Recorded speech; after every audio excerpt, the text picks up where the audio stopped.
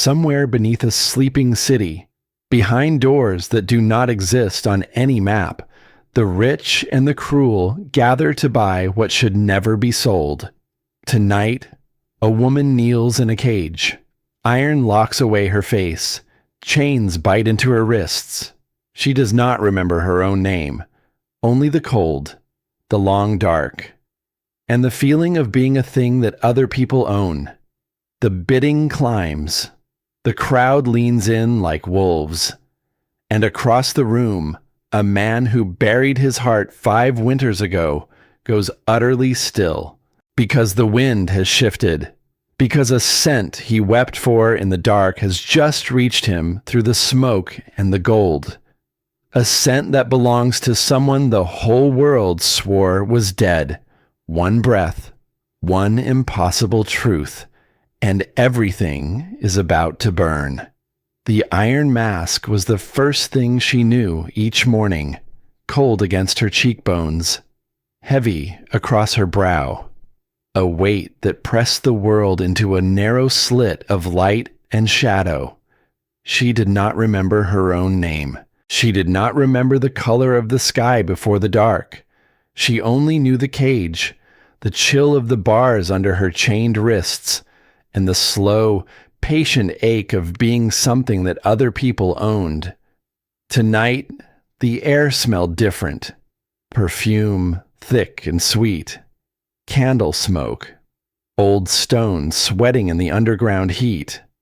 And beneath all of it, the sour tang of greed, rolling off the crowd like fog off water. She could not see their faces, only their shapes, gathered in the gold haze beyond the stage, men in fine coats, women dripping with jewels, all of them leaning forward, the way wolves lean toward a wounded thing. A voice oiled its way through the chamber. The auctioneer. He spoke of relics and ruins, of treasures pulled from forgotten places. The crowd murmured and bid, and coins changed hands for things that had no heartbeat. She kept her head low. She had learned that lesson in the dark. Heads stayed down. Mouths stayed shut. A buyer punished noise. A buyer punished hope most of all. So she breathed slow. And she waited, and she tried not to feel the cold creeping up through her knees. Far at the back of the chamber, a tall figure stood very still. Alaric Thorne did not belong to this place, and the room seemed to know it. He had come for one thing only, a piece of his bloodline, stolen long ago, listed among the night's offerings like any other plundered jewel. He meant to claim it, pay in cold silver, and leave before the air could touch him. His heart had not truly beaten in 5 years. Not since the day the world took her from him. Not since they brought him a torn cloak soaked dark and told him there was nothing left to bury. He had buried the man he used to be instead. What remained was quieter, colder. A creature of order and control who felt almost nothing at all and preferred it that way. So he stood at the back, untouched by the perfume and the noise, waiting for the only thing he wanted. The auctioneer's voice rose again. The stage dimmed. When the torches flared back to life, the mood in the room changed. The greed sharpened into something hungrier, something with teeth. 2 guards dragged a cage forward. Inside it, a woman knelt. She was draped in pale, ruined silk that did nothing against the cold. Her hair fell in a tangled curtain, dark and dull with grime. And across the top of her face sat a heavy mask of black iron, locking her eyes away from the world, leaving only her trembling mouth and the soft line of her jaw.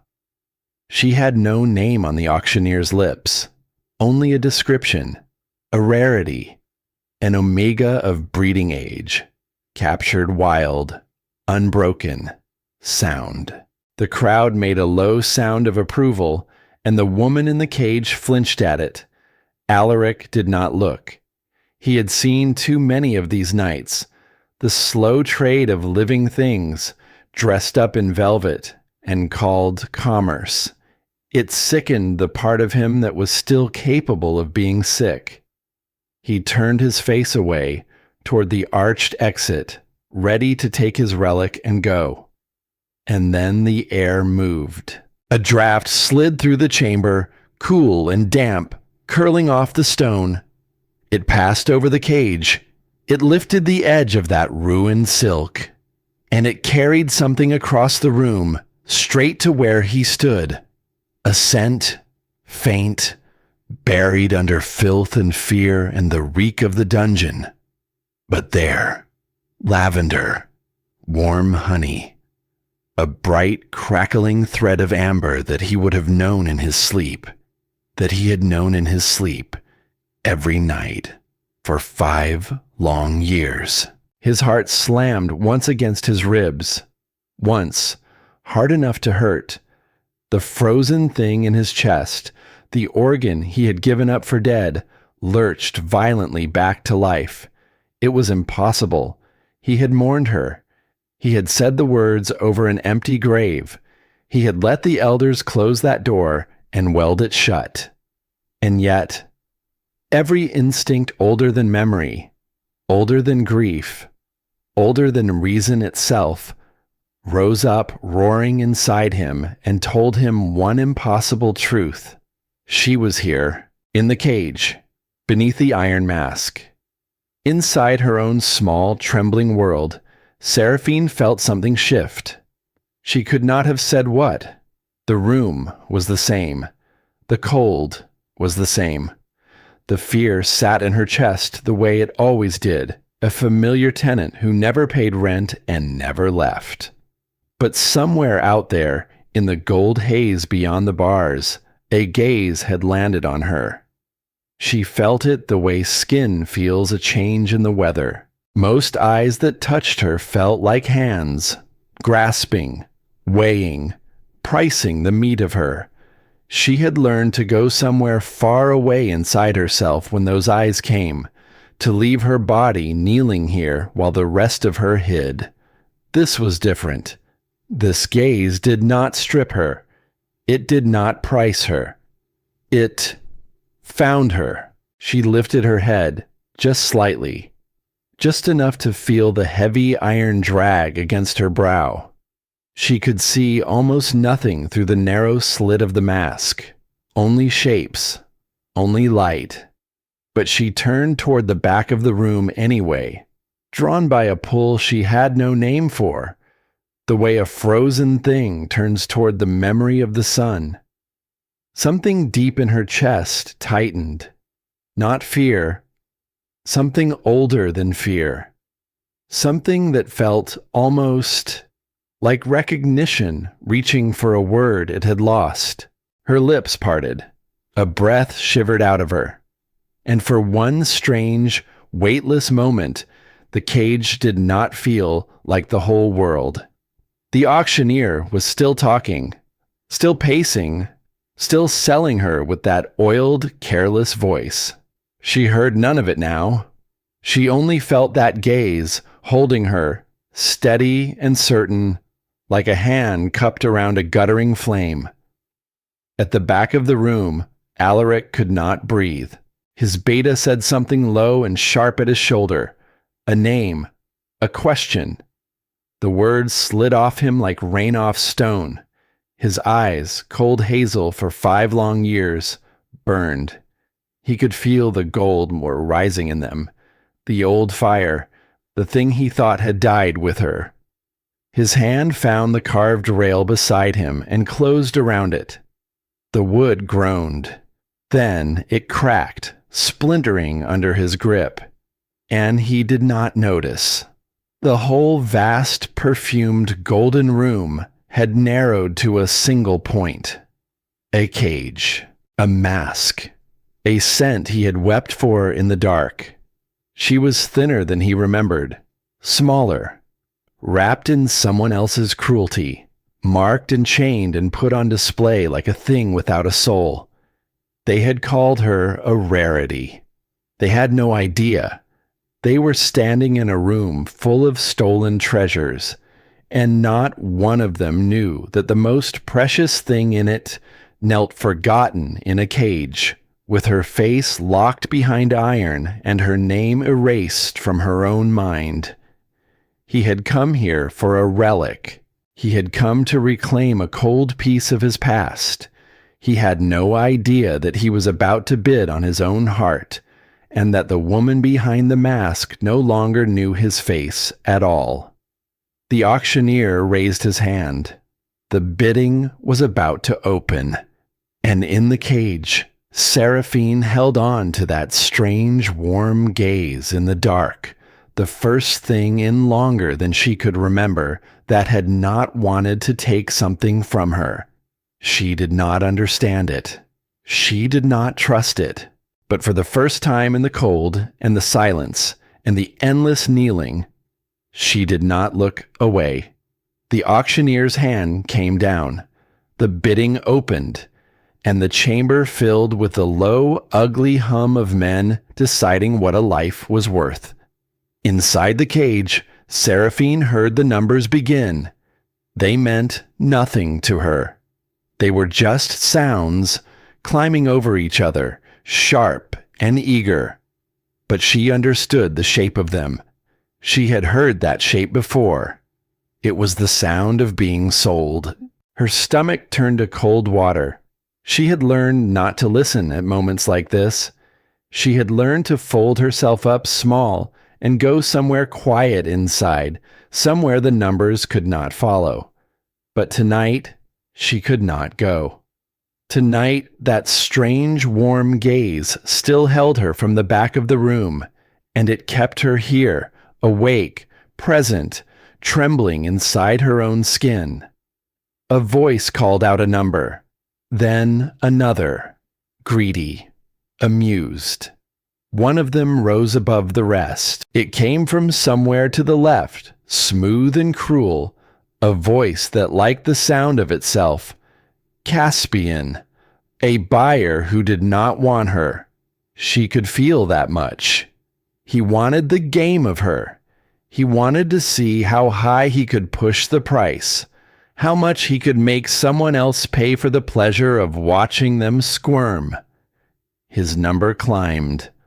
The crowd laughed softly, delighted by the sport of it, and the cold water in Seraphine's stomach rose into her throat. At the back of the room, Alaric Thorne did not laugh. He did not move. He stood very still, and the stillness of him was a terrible thing, the way the air goes still before the sky breaks open. His beta leaned close, his voice low and urgent. Alpha, your eyes. Alaric knew. He could feel the gold burning under his lashes, the old fire he had thought drowned forever. He pulled it back, barely.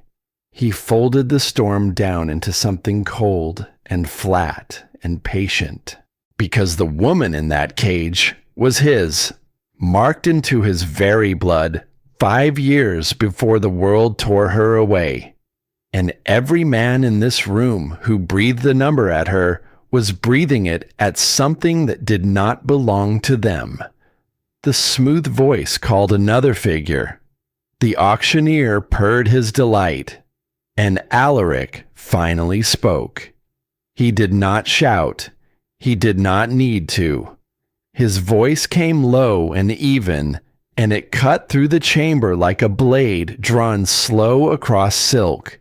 A number followed it, a number so large the room went quiet. Heads turned. The whole golden haze of the crowd swung toward the tall, motionless figure at the back, and the perfume of their greed soured suddenly into something closer to fear. Inside the cage, Seraphine went rigid. That voice, it moved through her like a draft through an old house, finding rooms she did not know she had. Something behind the iron mask, something deep beneath the place where her name used to live, turned toward it, She did not know why.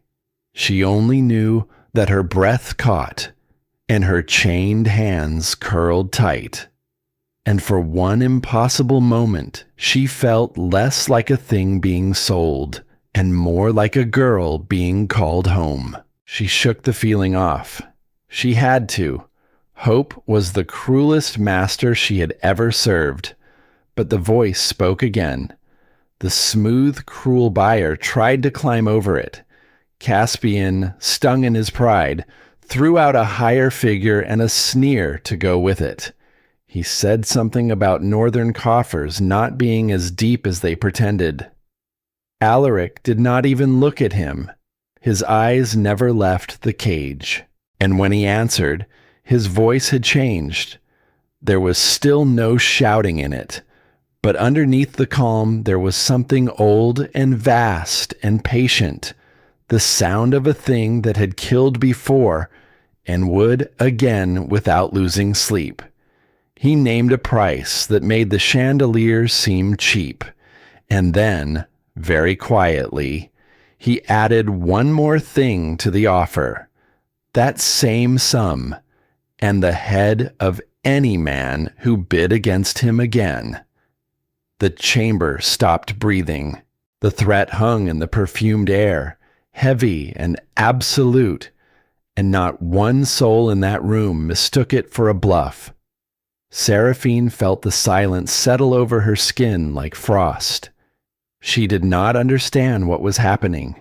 She only knew that the cruel, smooth voice had gone quiet, that the laughter had died, that somewhere in the dark a man had just promised violence over her as easily as another man might order wine. She should have been more afraid. Strangely, she was not. The auctioneer's voice came thin and shaking now. Going once, a pause. Going twice. Her heart beat once, hard, against the cage of her ribs. Sold. The word dropped into the chamber like a stone into a deep well. She was bought. She was someone's again. And she waited for the old familiar dread to rise. The dread of a new master. A new set of rules. A new way to be hurt. But it did not come the way it always had. Because the man who had bought her was already moving. Alaric crossed the chamber. He did not hurry. He did not have to. The crowd simply parted before him, melting back into the shadows, sensing the thing that walked among them and wanting no part of it. His beta moved at his side, settling the impossible price, taking the keys, clearing the room with a few quiet words and one long look. Within minutes, the great underground chamber had emptied. The buyers fled into the hidden veins of the place. The auctioneer scuttled away with his gold and his terror. The torches guttered in the sudden stillness. And then there was only the cage, the man, and her. Seraphine pressed herself back against the cold bars.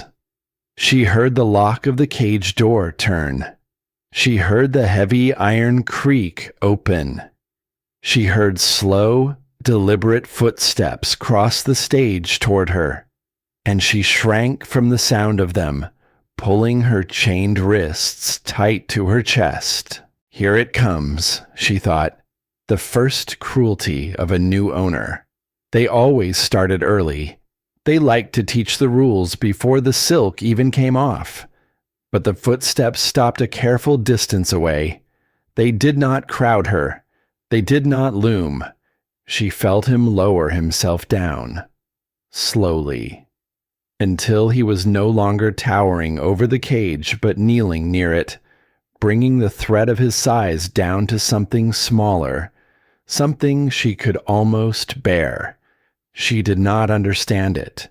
Masters did not kneel. A scent reached her then, through the filth and the cold and the old reek of the dungeon.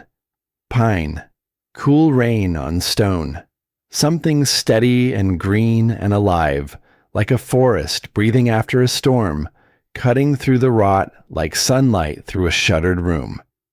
And deep inside her, in that lost place where her name used to be, something ached.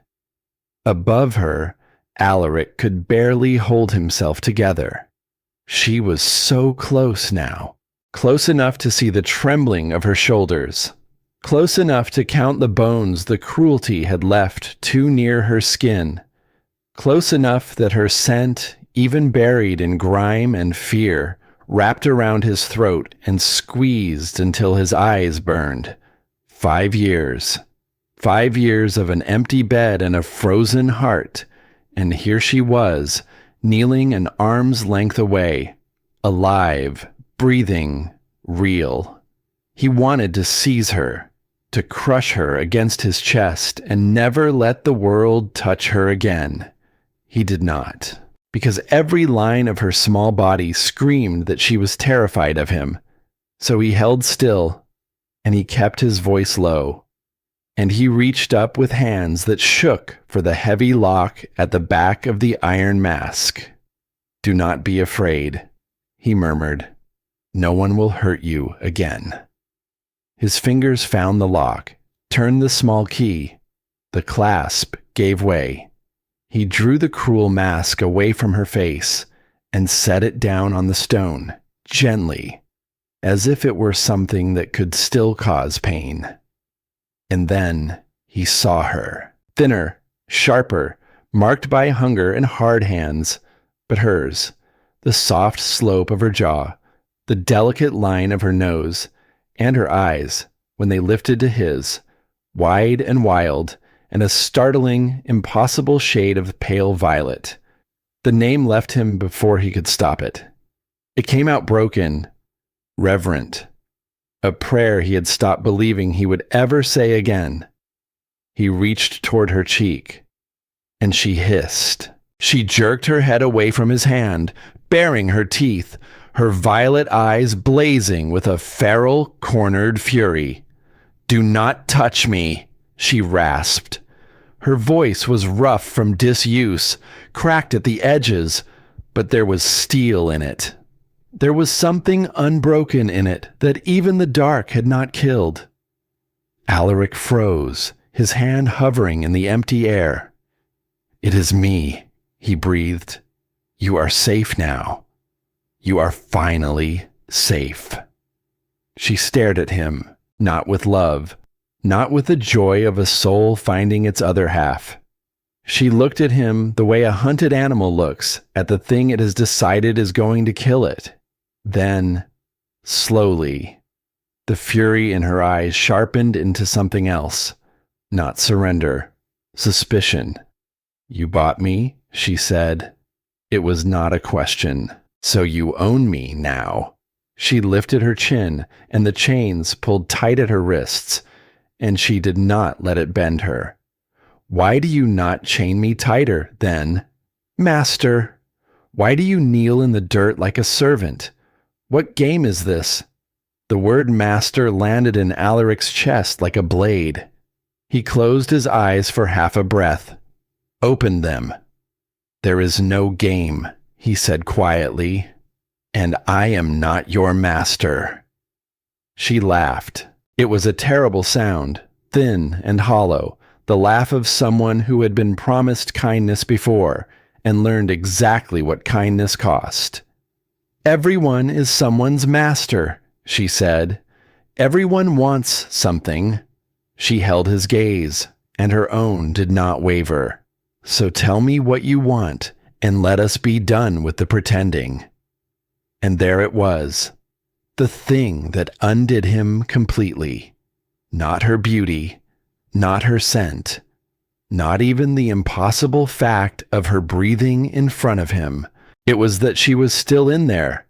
They had taken her name and her memory and her freedom. They had locked her face behind iron and chained her in the cold and put her on a stage to be sold. And still, somehow, the fierce, unbreakable spirit he had fallen for had survived it all, kneeling in rags and spitting defiance at a man twice her size, Something in his chest cracked wide open. "I want nothing from you," he said. His voice was rough now, unsteady, stripped of all its cold control. "You are not a thing to be owned. Not by them, not by me." He reached out, slow and careful, not to seize her, but to lift the chains from her wrists. "From this breath forward, you belong to no one but yourself." The lock at her wrists clicked open. The chains fell away and struck the stone with a heavy, ringing sound. Seraphine stared at her own bare hands. Free. She did not understand it. It made no sense. No one paid a fortune for a thing only to set it loose. It had to be a trick, a crueler kind of cage. A door left open just so the joy of slamming it shut would hurt that much more. She rubbed the raw skin of her wrists, watching him the whole time, waiting for the catch. And as she moved, the tattered silk slipped from her shoulder. Alaric's eyes dropped to her bare skin, and everything in him went cold. There, burned deep into the curve of her shoulder, was a brand, not the crude mark of a slaver. This was something else, something deliberate. A sigil pressed into her flesh with terrible care. A crescent moon pierced through by a blade. He knew that mark. He knew it the way a man knows the face of the thing that has haunted him. The crest of the Roth pack. His blood turned to ice, and then, in the same heartbeat, to something far hotter than rage. They had not simply attacked her caravan all those years ago. They had taken her. They had stolen his fated mate, scoured her mind clean, branded her like cattle, and tossed her into the dark to be sold, knowing perhaps exactly whose hands she might fall into. Seraphine saw his face change. She saw the warmth bleed out of it, replaced by something vast and still and terrifying, and her old instinct screamed at her to run. "What?" she whispered, one hand drifting to cover the brand. "What is it? What do you see?" Alaric looked at her, at the mark on her shoulder, at the fear in her eyes, at the fierce, defiant, unbroken woman who did not even know her own name. And in the silence of that empty chamber, with the torches burning low and the chains lying loose on the stone between them, he made a vow he did not yet speak aloud. Whoever had done this to her, whatever it cost, he would burn it all to ash to set her free. But that was tomorrow's war. Tonight there was only a frightened woman, newly unchained, watching a stranger with her own eyes, and the long, slow road of earning back something that had been stolen from them both. "Nothing," he said softly, and he made his voice gentle again. For her, nothing you need fear tonight. He rose, slowly, and he held out his hand, not to take, to offer. "Come," he said, "let me get you out of the cold." Seraphine looked at his open hand for a long, long moment. She did not take it, but she did not hiss again either. And slowly, on unsteady legs, watching him the entire time, she rose to her own feet, and she stepped out of the cage on her own. The place he brought her to was built of stone and silence. High in the wild country, far from any road she could name, it rose out of the dark trees like something dreamed rather than made. Towers of gray rock, windows lit gold against the night. The kind of place that should have felt like a fortress. To Seraphine it felt like another cage, a larger one, a warmer one. A cage was still a cage. They gave her a room, not a cell, a room. It was the finest room she had ever stood in, and that was exactly what frightened her about it. There was a bed wide enough for 3, hung with soft, heavy curtains. There was a hearth taller than she was, full of crackling fire. There were gowns laid out for her, the fabric so fine it slid like water through her fingers. She did not sleep in the bed. She slept in the corner. She folded herself into the darkest angle of the room where two stone walls met, where nothing could come at her from behind. And she watched the door the way a hunted thing watches the mouth of its burrow, because she had learned the oldest lesson of all. Kindness was the bait. The cage came after. In the cold corridor outside her door, Alaric stood with his back to the wall and his eyes closed. He could hear her in there, the small shifting sounds of a body that would not let itself rest, the catch of breath whenever a guard passed in the hall, the silence that was not peace but watchfulness, stretched thin and trembling. He had given her his own chambers, the warmest room in all that cold stone. He had moved himself into a drafty corner of the place and told no one why. It did not matter. She did not know it was a gift. To her it was just one more locked room in one more strange house, and the man who had bought her was just one more thing to be afraid of in the dark. That was the part that hollowed him out. He had spent 5 years imagining her return. In every dream she had run to him.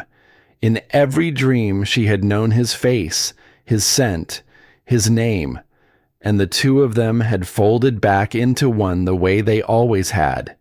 He had never once imagined this. A woman who looked at him with her own beloved eyes and saw a stranger. His beta found him there in the dark. Soren did not speak for a moment. He simply stood beside his alpha, the way he had stood beside him through every cold year, and let the silence say what words could not. "She still will not eat," Soren said at last. "I know," Alaric answered. "She thinks the food is a trap. I know." Soren shifted his weight. His voice dropped lower. "There is more, Alpha. The healer has seen the mark." He paused. "You should hear what she found." The healer came to Seraphine the next evening. She was an old woman, small and bent, with hands stained from the things she crushed and brewed. Her name was Elspeth, and she did not smell of fear the way the others did. She smelled of crushed herbs and bitter roots, and something green and old and patient. She did not crowd Seraphine. She did not try to touch her. She simply sat down on the floor a careful distance away, with a slowness that said her knees did not thank her for it, and she waited. For a long while, neither of them spoke. "Why are you on the floor?" Seraphine said finally. Her voice was still rough, still wary. "Because you are on the floor," said Elspeth simply, "and it seemed rude to look down on you." Something flickered behind Seraphine's eyes. Not trust, not yet, but something that loosened just slightly. Elspeth's gaze drifted to the brand on her shoulder, where the silk had slipped. "May an old woman look?" she asked. "Only look. These eyes do not work as well as they used to." After a moment, Seraphine drew the silk aside. Elspeth leaned in. She did not touch. She only looked, and as she looked, her lined face went very still. "What is it?" Seraphine asked. The old woman was quiet for a breath too long. "It is not a brand," she said at last. "Not truly. A brand only marks the skin. This..." She gestured at the crescent, and the blade burned into Seraphine's shoulder. This was meant to mark something deeper. Seraphine's hand crept up to cover it. "The mind," Elspeth said softly. "The memory. The self. It was made to keep a door closed. A door inside you. Seraphine's breath went shallow. A door, she repeated. To everything you were before, Elspeth said. Your name, your life, the people who loved you. She held Seraphine's gaze, gentle and grave. Someone did not only take you, child. Someone reached inside you and locked away who you are. Out beyond the warm stone walls, far across the dark country, the threat was already stirring. Word traveled the way it always did among their kind. Quietly. On the wind. From pack to pack. Through the deep, wild places where the old laws still ran. The Alpha of the North had reclaimed a stolen Omega, and the one who had stolen her heard. In a hall of black stone far away, a man stood at a high window and listened to the news with a thin, cold smile. Magnus Roth had not expected the woman to surface again. He had certainly not expected her to surface in the hands of the very Alpha he most despised. That was a complication. But Magnus Roth had built his whole long, patient life out of turning complications into weapons. He did not rage. He did not curse. He simply began, very quietly, to make his plans. And the first of his wolves slipped out into the dark that very night, moving toward the warm stone towers, where his stolen prize had come to rest. Seraphine could not sleep that night. The healer's words sat in her chest like swallowed stones. A door inside her, locked. Everything she had been, sealed away in the dark, by the same hands that had chained her and sold her and burned their mark into her skin. She pressed her fingers to the brand. It was cold under her touch, cold and smooth and wrong. And as she lay curled in her corner, staring at the dying fire, she tried to do the thing the healer had warned her not to do. She tried to push at the door, to remember, to force her way back to whoever she had been. Pain answered. It bloomed white and sudden behind her eyes, a searing heat that spread out from the brand and clamped down on her thoughts like a fist. She gasped. She pressed her palm hard against her shoulder, and the pain only deepened, hungry, punishing, as if the mark itself were alive and did not like being tested. She let the memory go. The pain ebbed. She lay there shaking, tears sliding sideways across her temples, and she understood with cold clarity that the healer had told the truth. The door would not be forced. The door bit back, but as the pain faded, something else was still there. One small thing the fist could not reach. A scent. Pine. Cool rain on stone. Something green and steady and alive. She did not know where it lived inside her. She only knew that it had been there before she ever entered that warm stone room, and that when she held on to it, the cold in her chest grew a little less. She did not tell the healer about it. She did not tell anyone. It was the only thing in all the world that was hers, and she wrapped it up and hid it deep, the way a starving creature hides the last scrap of something good. In the evenings, the man came. He never came as the master of the house. He left the fine leathers and the cold crown of his rank somewhere outside her door. He came in plain spun wool, his great hands empty, his head a little bowed, and he sat down on the floor near the hearth as if the floor were exactly where he belonged. He never demanded that she remember him. He never reached for her. He simply sat, and he read aloud from old worn books in a low, even voice, and he let his scent fill the room. Pine, cool rain on stone, wood smoke, the same scent she had hidden away inside herself. She did not let herself think too hard about that. The first night, she watched him the entire time, coiled in her corner, waiting for the trick. The second night, she watched him a little less. By the third night, when he set a plate of food on the floor halfway between them and then withdrew, she found herself looking at it, and at him, and at the strange, impossible patience of a powerful man who knelt in the dirt and asked nothing at all. She did not eat from his hand, not yet, but she pulled the plate the rest of the way to herself, and she ate, and he watched her do it with something in his face that she did not have a name for. It looked almost like a man watching the sun come up after a long, long night. "You stare," she said one evening, not looking at him, her voice sharp to cover the thing underneath it. "Why do you stare at me?" Alaric was quiet for a moment, because for a long time, he said, "I believed I would never see you again.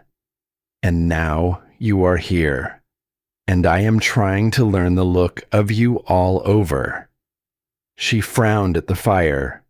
"You speak as if you knew me, as if you knew the one I was before the door closed." "I did." She turned her head then, and her violet eyes found his across the firelight. "Then tell me," she said. "Tell me who she was, who I was." And here was the moment that cost him everything, because he wanted to. More than breath, he wanted to pour all of it into her. Her name, their story, the way the world had felt when it had her in it. But the healer's warning lived in him now, sharp and cold. If we push her too hard to remember, the magic will not simply hurt her. It will tear her apart. The door must open from the inside, Alpha, from her own hand, or you will lose her in the trying. So he did the hardest things he had ever done. He held the truth in his mouth, and he did not speak it. "I cannot," he said quietly. "Not the way you want me to." Anger flared in her face. "Cannot, or will not." "Both," he admitted, and the honesty of it seemed to surprise her. "There is a door inside you, Seraphine. The old woman told you true. If I throw all of it at you at once, I will break you, and I would rather lose you slowly than break you quickly." Seraphine stared at him. The fire popped between them. "You said my name," she whispered. He went still. "That word, Seraphine. You say it like it weighs something, like it is not just a sound." She drew her knees up to her chest, and her voice shook for the first time. "No one says my name. I do not even know if it is mine." "It is yours," he said. "It has always been yours." She looked at him for a long, long moment, and then she asked the question that broke something open in the room. "Why do you not hurt me?" Alaric did not understand at first. Seraphine pressed on, the words tumbling now, rough and raw, as if a seal had cracked. "The one who held me before," she said. "He punished weakness. He punished silence and noise both. He had a way of making sure a body never forgot who held the chain." She wrapped her arms tighter around her knees. "You bought me. You own the price of me. You could do anything. And instead, you sit on the floor and read me poems and look at me as though I were made of glass." Her voice broke. "I do not understand it," she whispered. "And I am so tired of waiting for the part where it turns cruel." Something tore loose in Alaric's chest. He did not reach for her. With everything in him screaming to cross that small space and gather her up, he kept his hands open on his knees and his body still. But he let her see his face. All of it. The grief and the fury and the bottomless tenderness he had buried for 5 long years. "Listen to me," he said, and his low voice did not waver. "There will be no part where it turns cruel, not from these hands, not ever. You are not a thing I bought, Seraphine. I paid that price to take you out of a cage, not to put you in a finer one. You are not a slave to be punished. You are someone who was stolen, someone who was made small by people who had no right to touch you. And whatever they buried in you, whatever they took, it does not lower your worth by even a breath." His voice dropped, rough and certain. "You are a queen who has forgotten her crown, and I will sit in this dirt for as long as it takes, until you remember how to wear it again." The words landed in her like stones into deep water. Something deep inside her shuddered. The hidden scent flared bright in her chest, pine and cool rain and wood smoke, and behind it, for just one heartbeat, came a flash of something else. Green trees heavy with rain, the sound of low laughter, a feeling of being held without being owned. The door creaked, and then the brand on her shoulder bit. Pain seared through her, white and sudden.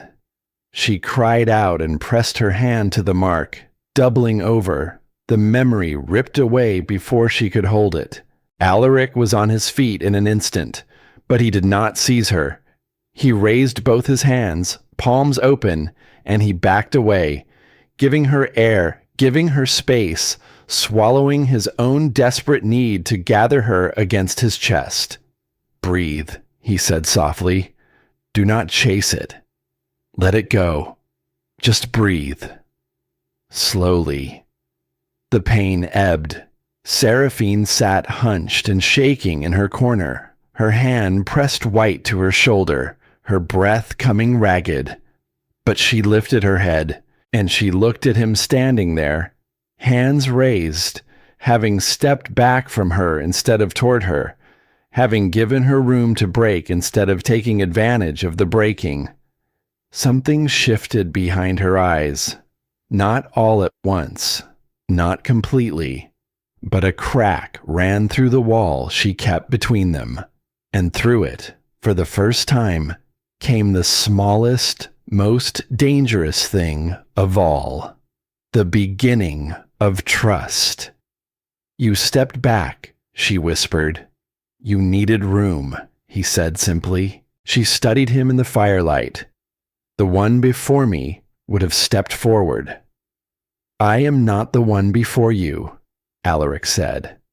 And in the quiet that followed, she did something she had not done since the cage, since the cold, since the long erasing dark. She unfolded herself from the corner. Only a little. Only enough to sit closer to the fire. And to him. It was not surrender. It was a choice. Far away, in the deep, cold dark beyond the warm stone walls, the first of the Roth wolves crested a ridge and looked down at the distant golden lights of the towers. They did not move yet. They watched. They counted. They waited for their master's word. And inside, before her fire, Seraphine did not yet know that the storm was already gathering at the edges of her fragile new peace. She knew only the warmth of the hearth, the low murmur of a voice reading old words into the dark, and the scent of pine and wood smoke that she had hidden in her chest, growing very slowly, less like a memory she was afraid to lose, and more like a place she might one day be brave enough to call home. The storm came down out of the mountains that night. Wind clawed at the high stone towers. Rain lashed the dark windows in long silver sheets. The whole world outside narrowed to noise and water. And inside the warm room, the fire leaned and danced in the drafts. Seraphine did not mind the storm. There was something honest about it. The sky did not pretend. It did not offer kindness and then take it away. It simply raged and broke and washed everything clean. She sat closer to the fire now than she once had. She no longer slept folded into the farthest corner. Somewhere in the slow turning of the days she had drifted inward, toward the warmth, toward the low voice that came each evening and read to her from old worn books. Toward him. She would not have said it aloud. She barely let herself think it. But her body had begun to know the sound of his step in the corridor before her mind caught up. Her breath would change. Her skin would warm. Some deep and wordless part of her would turn toward the door like a plant turning toward light. It frightened her more than the cage ever had. Because a cage, at least, she understood.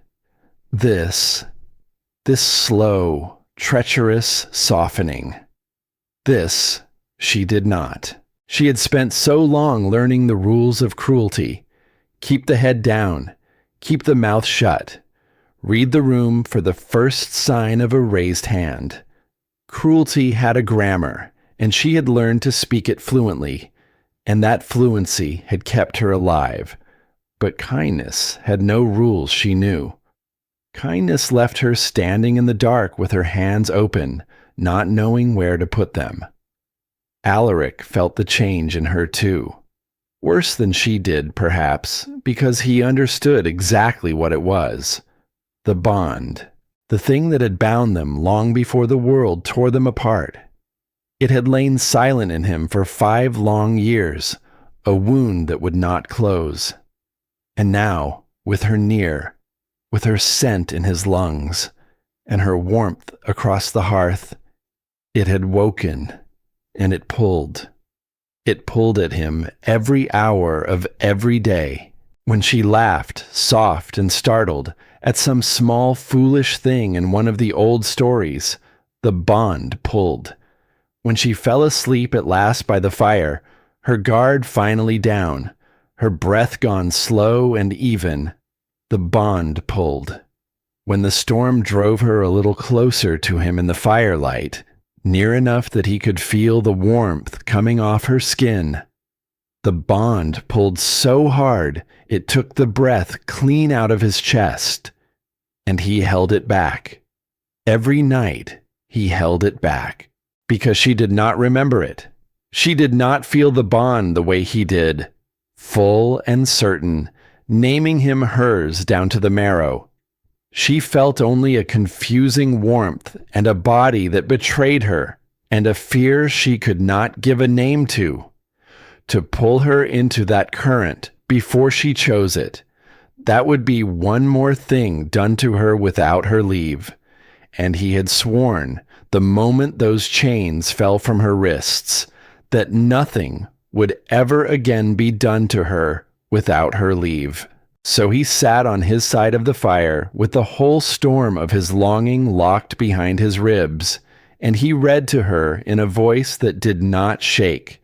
It was the hardest thing he had ever done. It was the only gift worth giving. "You are doing it again," Seraphine said. The book stilled in his hands. Doing what? Holding still, she watched him over the low flames, her violet eyes catching the light. "You hold yourself so still around me, all the time, like a man standing at the edge of something high and trying not to look down." Alaric set the book down slowly. "Perhaps that is exactly what it is," he said. She tilted her head. The firelight slid along the soft line of her jaw, the curve of her throat. She had grown stronger in the warm, safe weeks. The hollows had begun to fill. The wildness in her had begun, slowly, to gentle.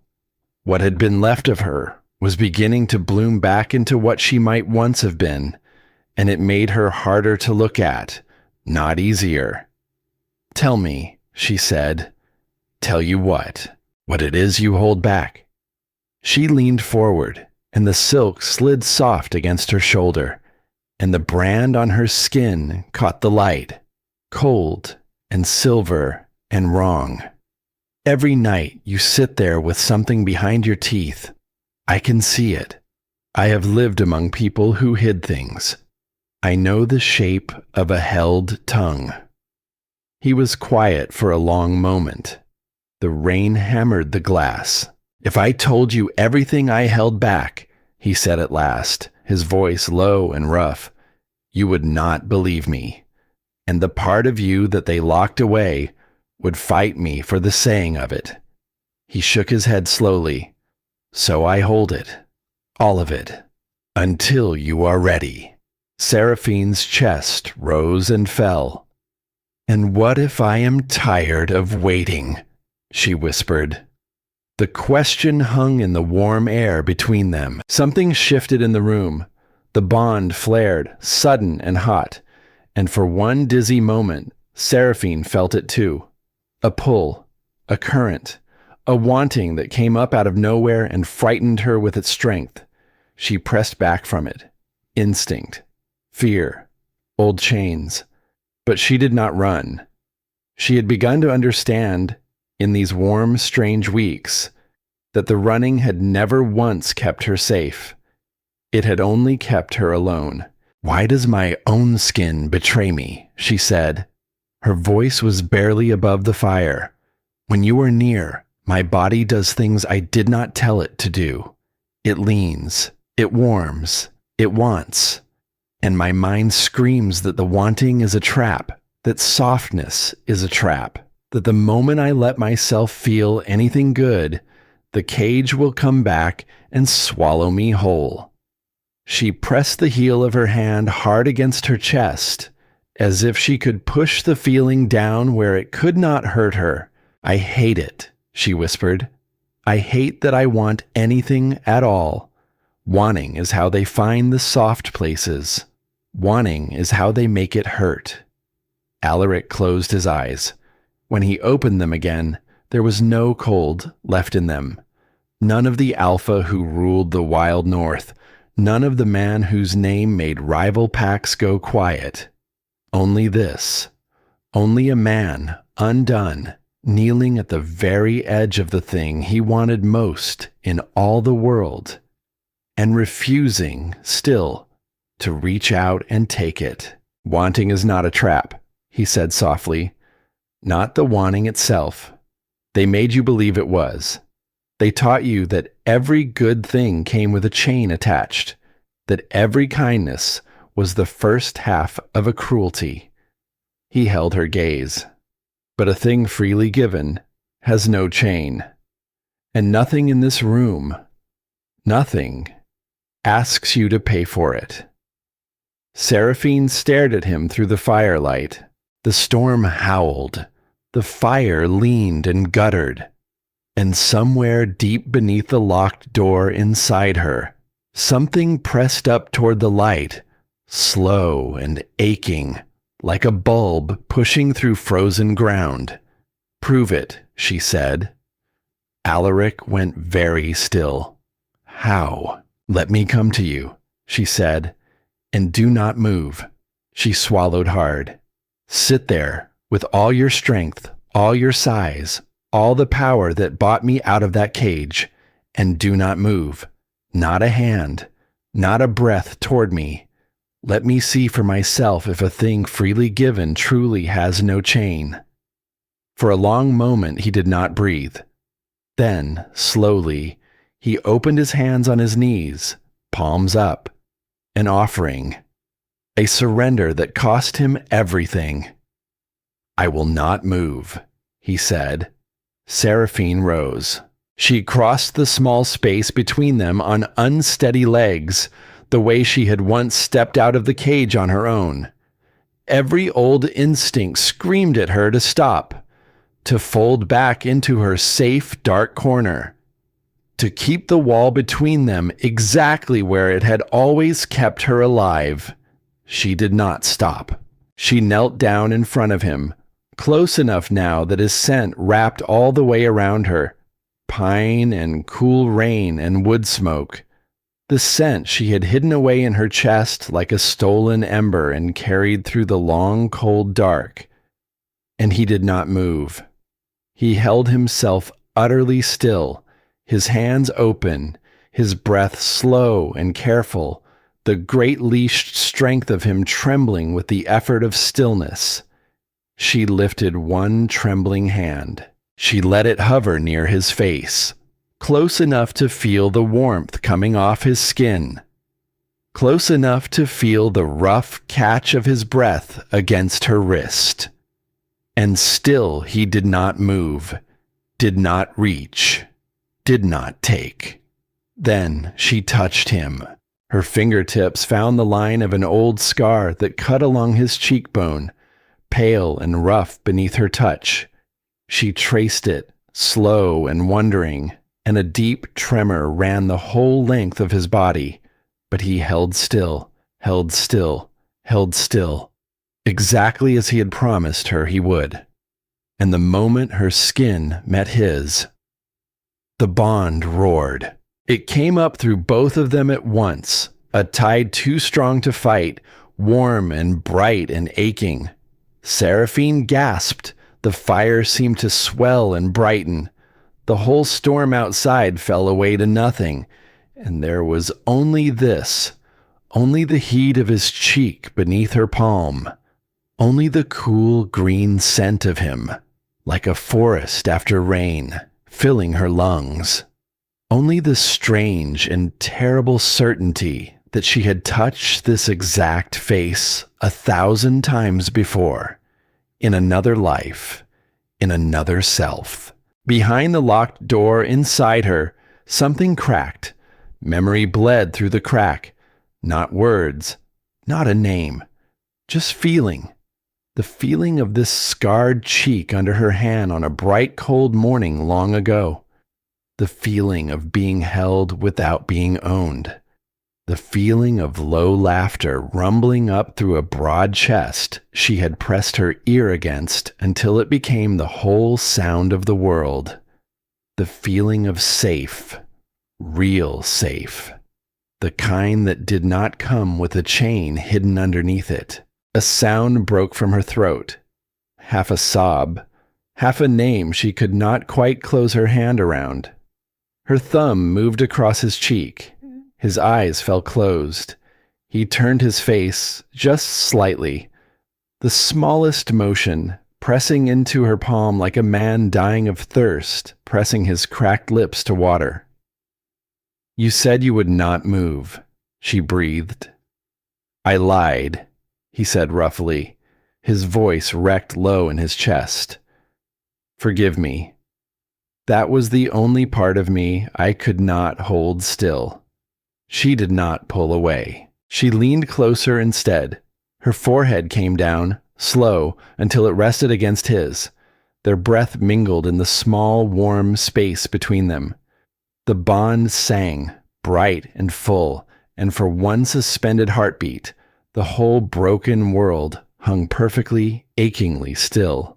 His hand lifted at last, not to seize, to cradle. It came up slow and careful, and stopped just shy of her face, hovering there, asking. "May I?" he whispered.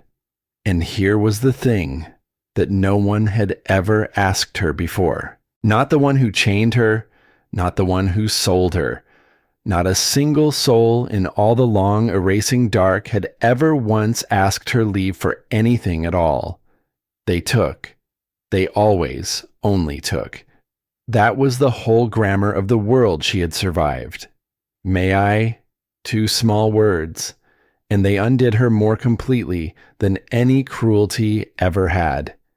Tears slid hot down her face.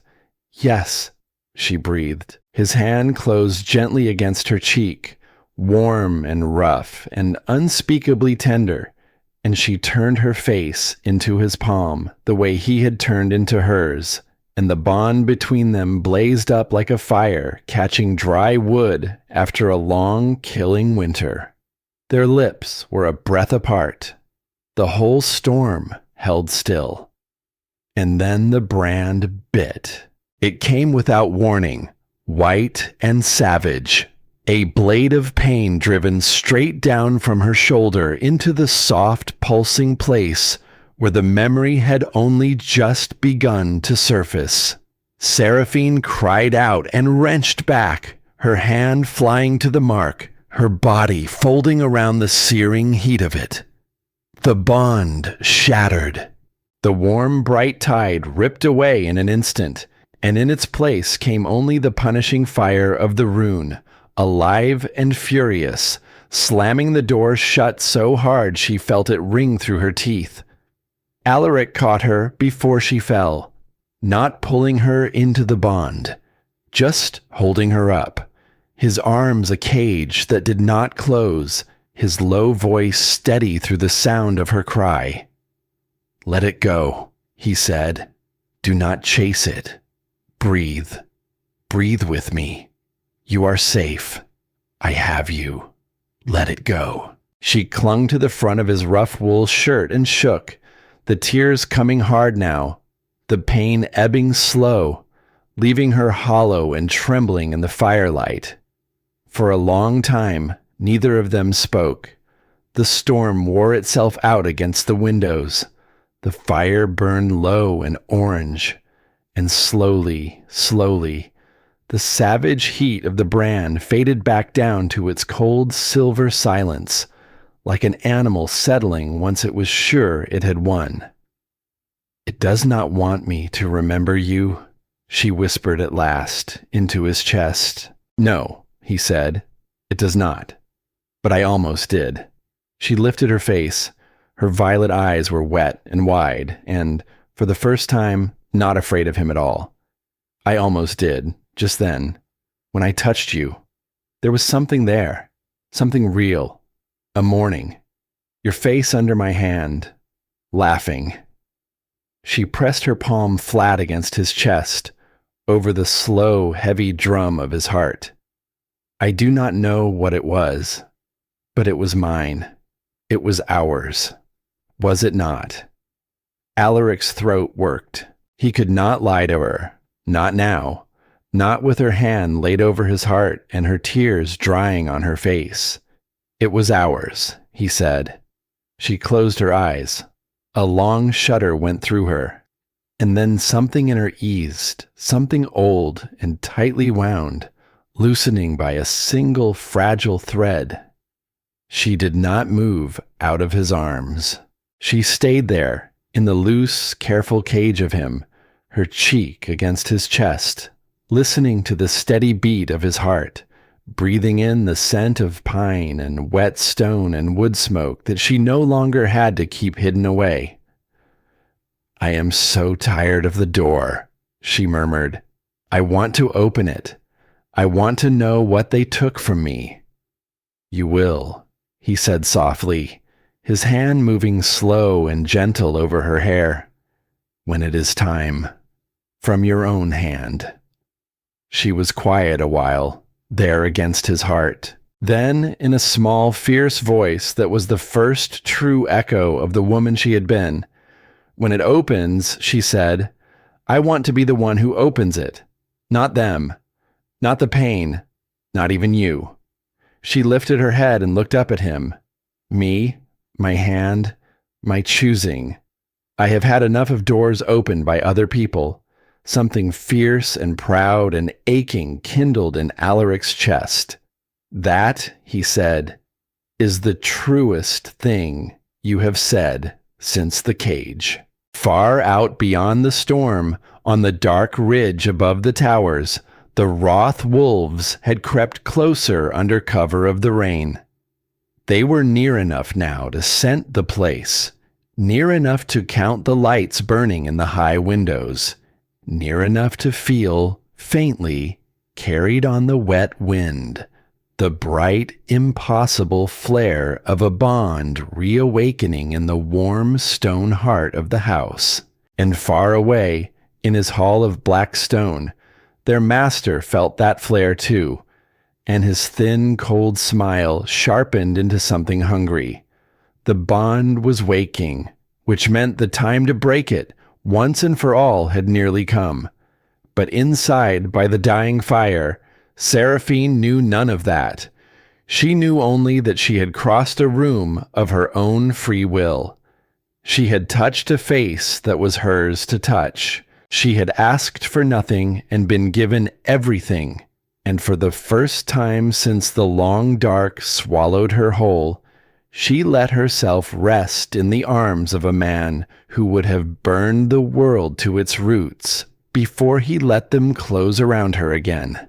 She did not remember his name, not yet, but her heart had begun, very quietly, in the warm hush after the storm, to learn it all over again. The thaw did not last. It never does in the wild country when winter still has business with the world. He came 3 days later, not in shadow, not by treachery. He came the old way, under the gray banner of parley, by a law older than any pack, a law even the cruelest of their kind had never dared to break.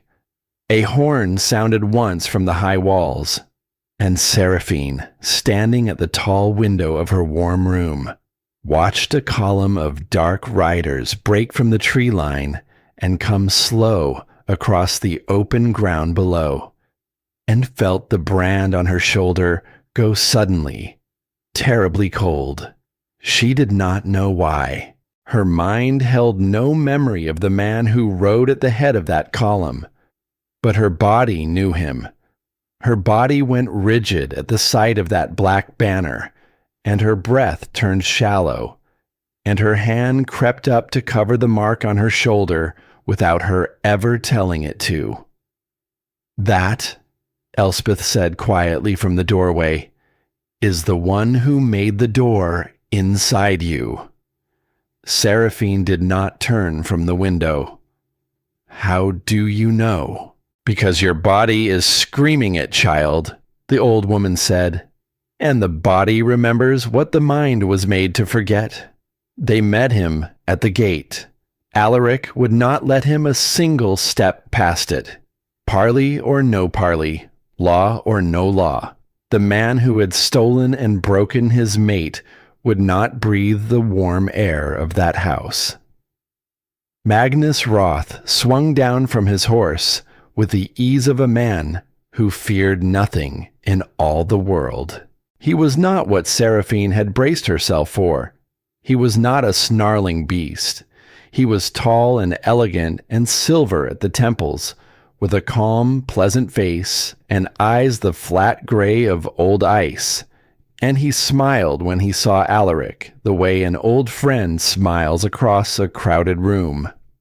"Thorn," he said warmly, "you look well. Grief always did suit you." Alaric said nothing. The cold coming off him was its own kind of answer. Magnus's pale gaze drifted past him then, and found Seraphine where she stood between two guards in the courtyard beyond the gate. His smile widened. "And there she is," he murmured, "my finest work." He tilted his head, studying her the way an artist studies a painting hung at last in its proper light. "Tell me, Thorn, does she know your name yet? Does she weep in your arms and call you stranger?" He let the words land. "I do so hope she does." That was rather the point. Seraphine felt the brand flare, just slightly, a warning pulse of heat. She felt something in her go small and obedient at the sound of that calm, pleasant voice, some old conditioned thing trying to drag her gaze to the floor, trying to bend her knees. She set her jaw, and she did not look away from him. It was a small thing, a flicker of defiance, no more. But Magnus saw it, and something passed across his calm face that had not been there a moment before. The smallest shadow of displeasure. She should not be able to do that. "Why?" Alaric said. His voice was very quiet and very low, and the whole courtyard seemed to lean away from it. "Say it plainly, Roth. Why her?" Magnus turned the full warmth of his attention back to him, the displeasure smoothed away. "Because of you," he said simply. The honesty of it was almost gentle. "You will not remember it," Magnus went on. "Why would you? It was nothing to you. A border dispute long ago. A council of packs. You stood up in that hall and you stripped me of my standing in front of every alpha in the wild. You did it with 3 sentences and that same cold face."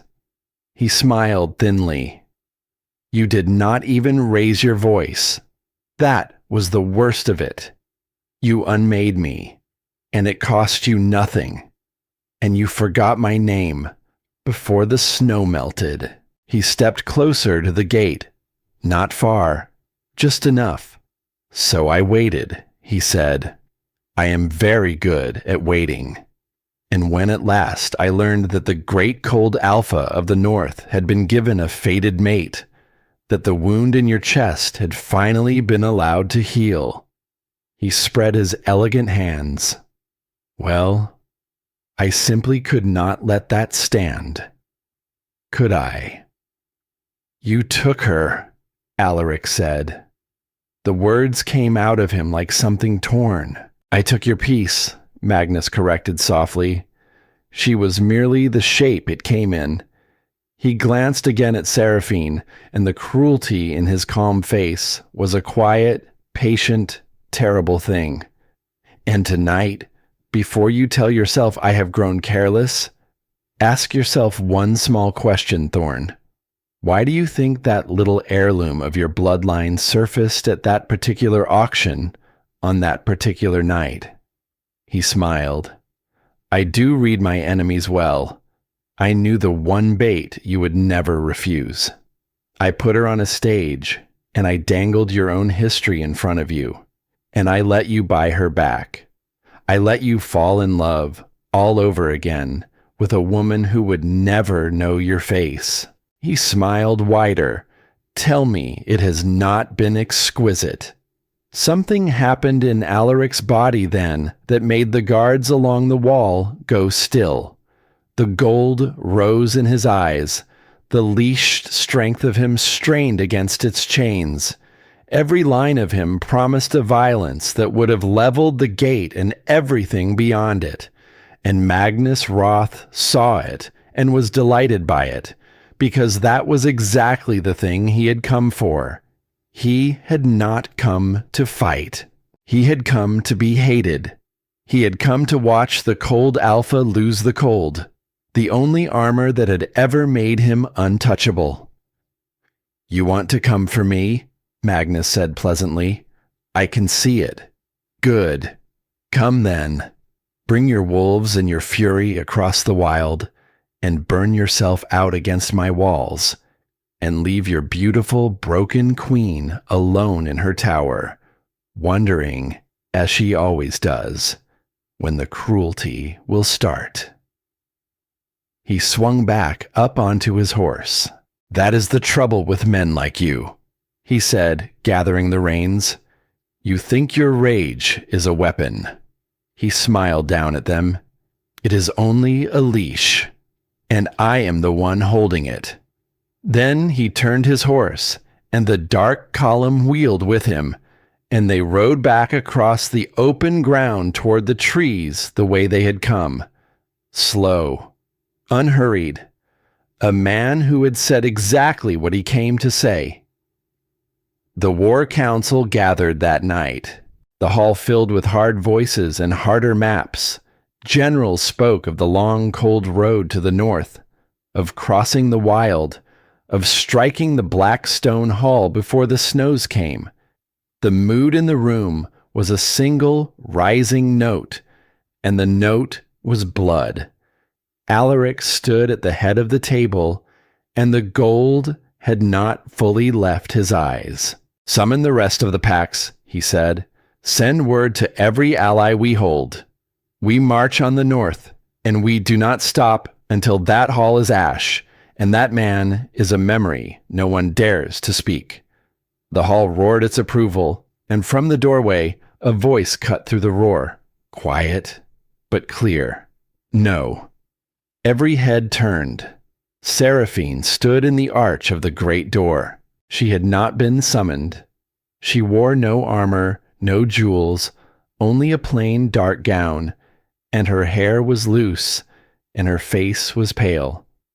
But she stood straight, and she did not lower her eyes from the room full of warriors, and there was something in the set of her shoulders that had not been there in the cage.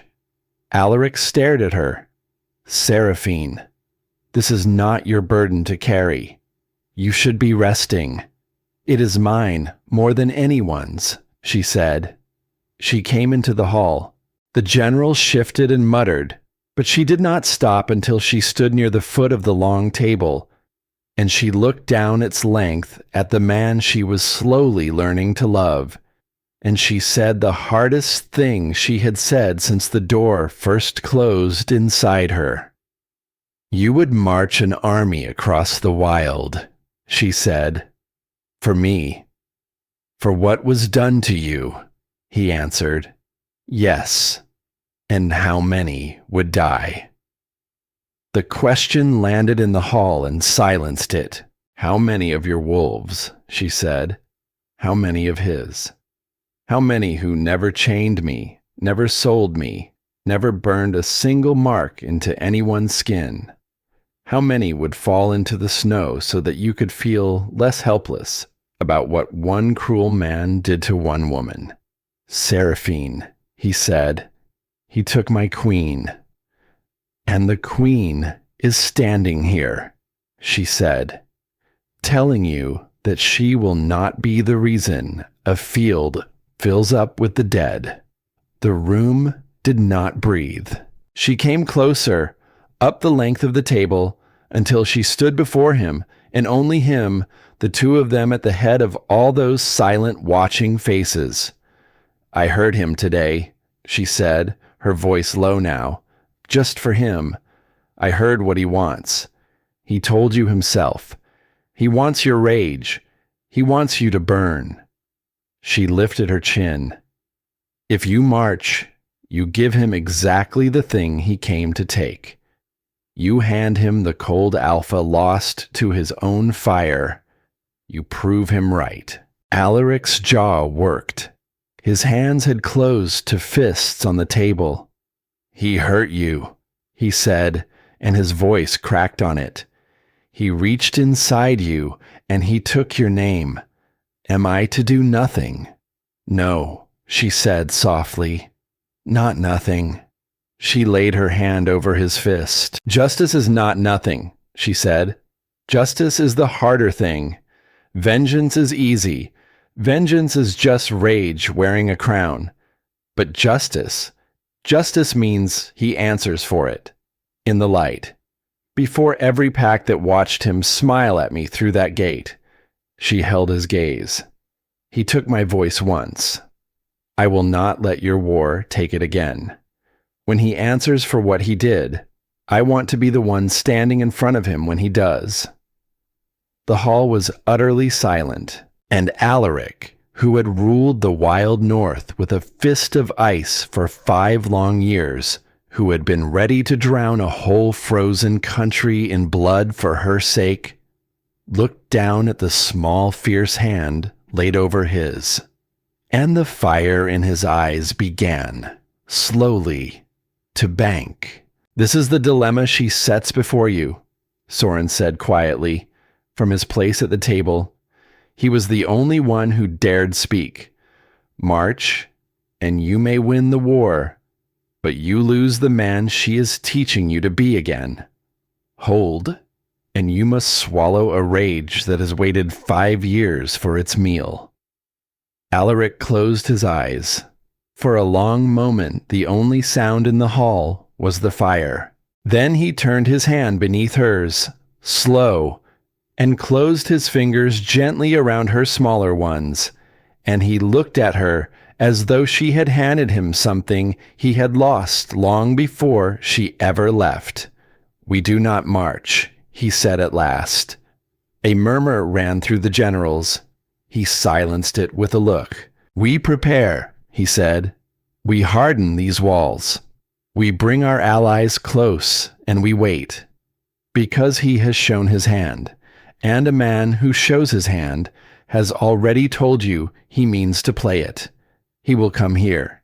He came once under parley to taunt us. He will come again in the dark to finish what he began.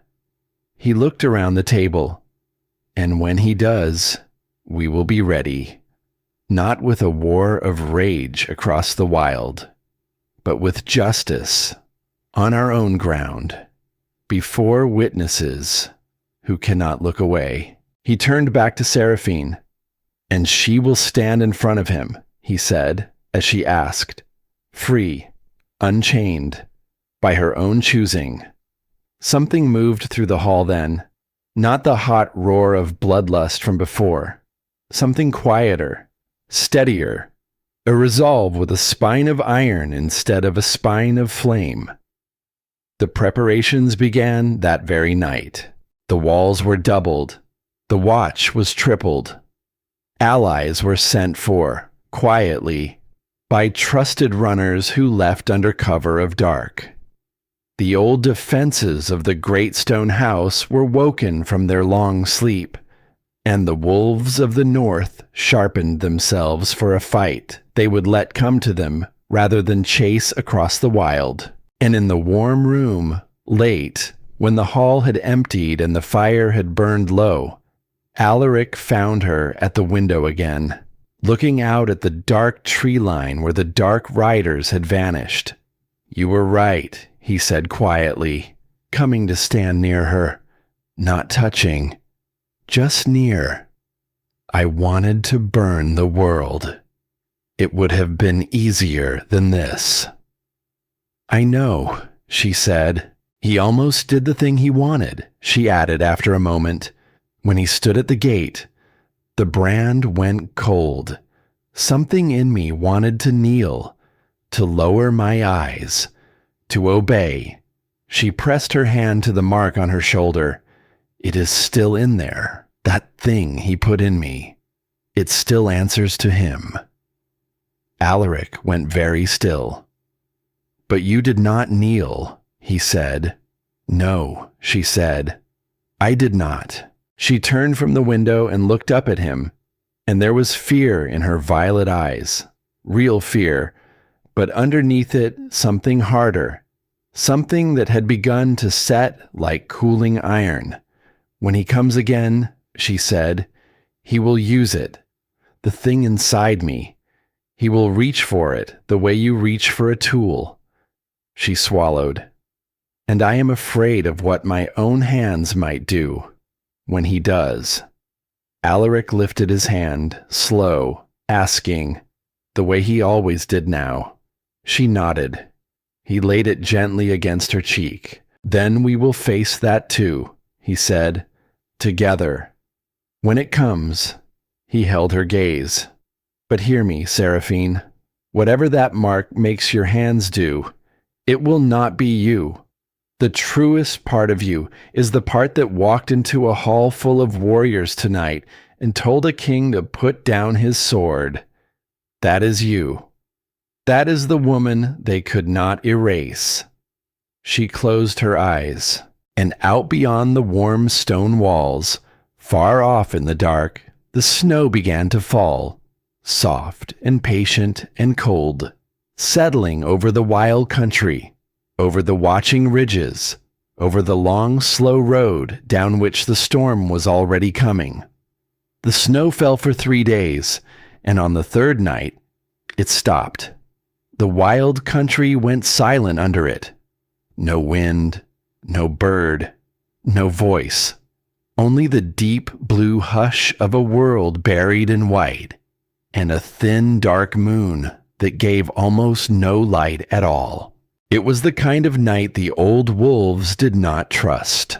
A night when the blood ran strange and the senses dulled, and the things that hunted in the dark moved easy and unseen.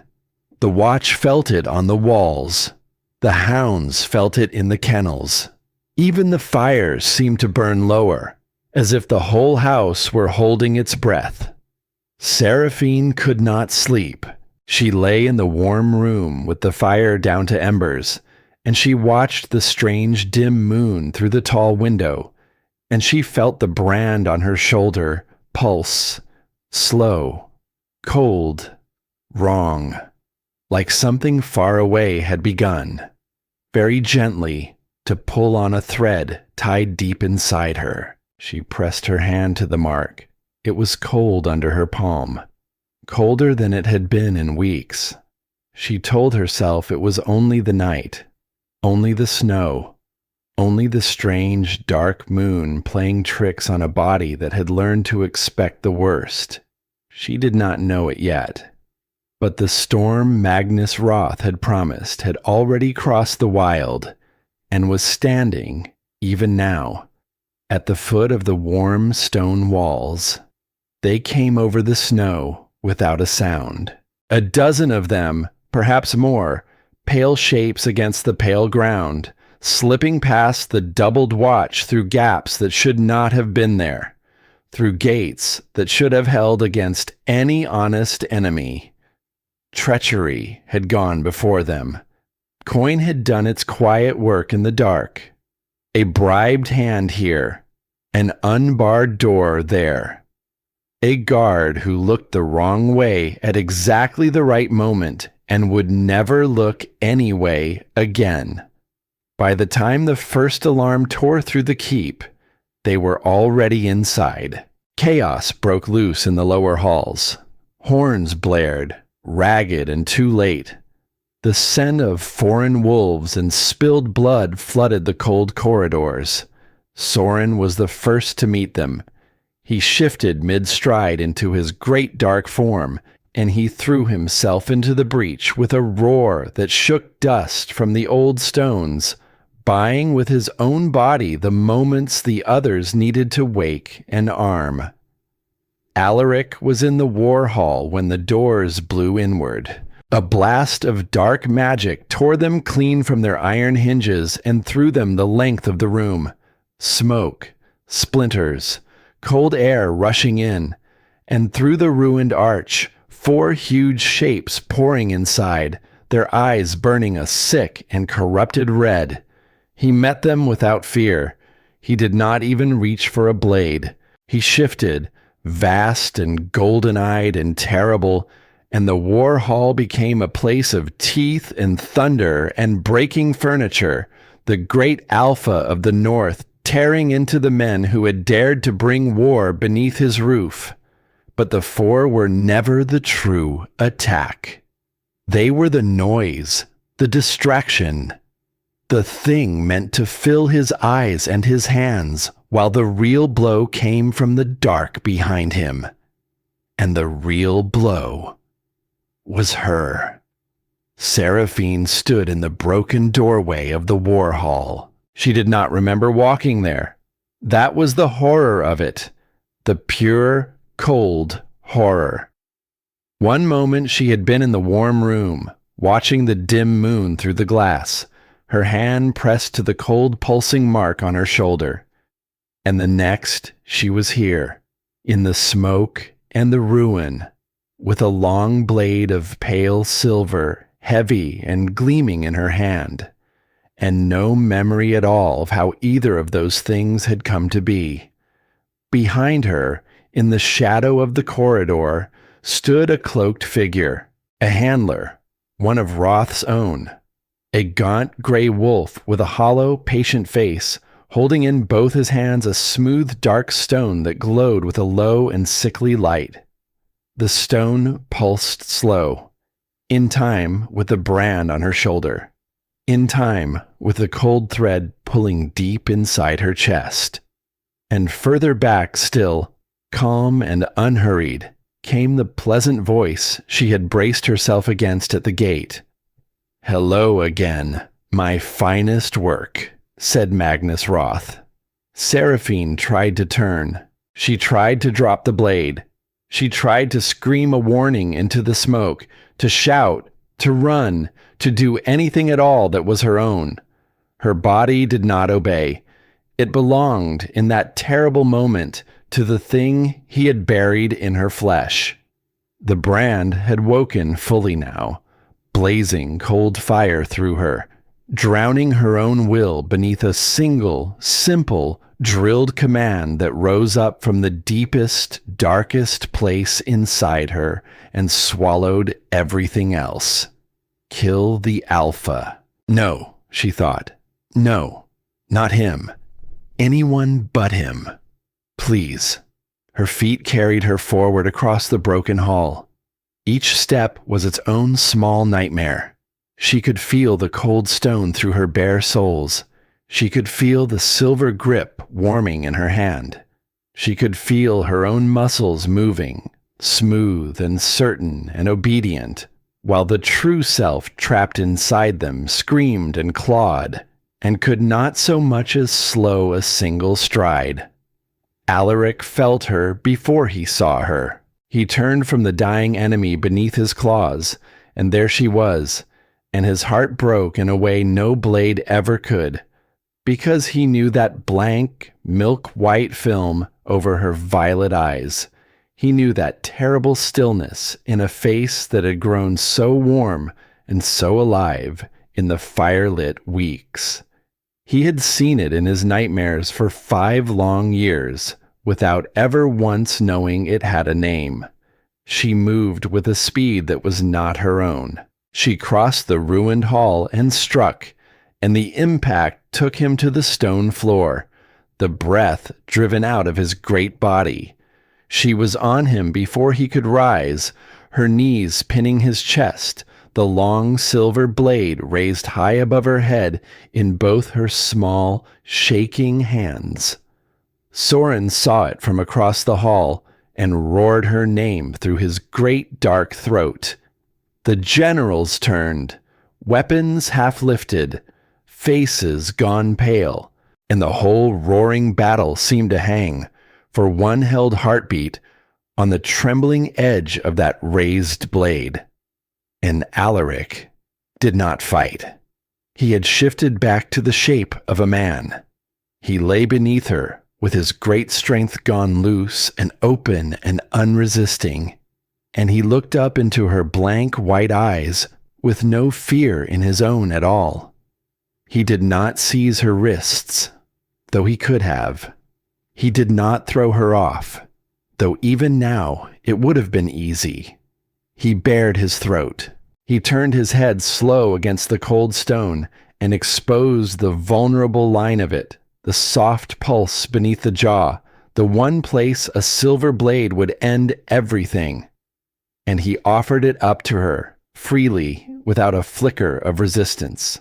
"Seraphine," he said. His voice was low, steady.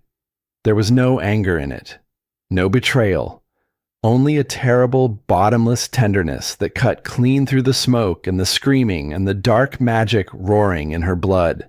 "It is me," he said. "Whatever they are making you do, it is me underneath the blade." The white eyes did not change. The blade did not lower. Deep inside the locked dark of her, Seraphine fought. She threw herself against the command with everything she had in her, and the command did not break. It was older than her will now. It had been carved into her, drilled into her, burned into the very meat of her over years she could not even remember, and it pulled her hands down toward his bared throat, no matter how she screamed inside her own skull. The blade began to fall. "Listen to me," Alaric said. Fast now, low, unflinching, with the silver point dropping steady toward his throat, and his eyes never once leaving hers. "I failed you once," he said, "in the cold. When they took you, I was not there. I have carried that every single day since, like a stone in my chest that would not let me breathe." He did not move. He did not lift so much as a finger. "If your hands are the price of your freedom from him, Sarah, then strike. I will not fight you. I would rather die yours than live one more hour in a world where you are made into a weapon against your own heart." The blade stopped. It stopped a hair's breadth from his skin.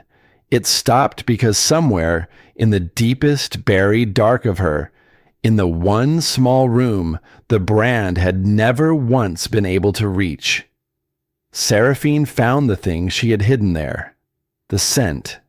Pine. Cool rain on stone. The ember she had carried through the cage. And the cold. And the long, erasing dark. The single thing in all the world that had ever been hers.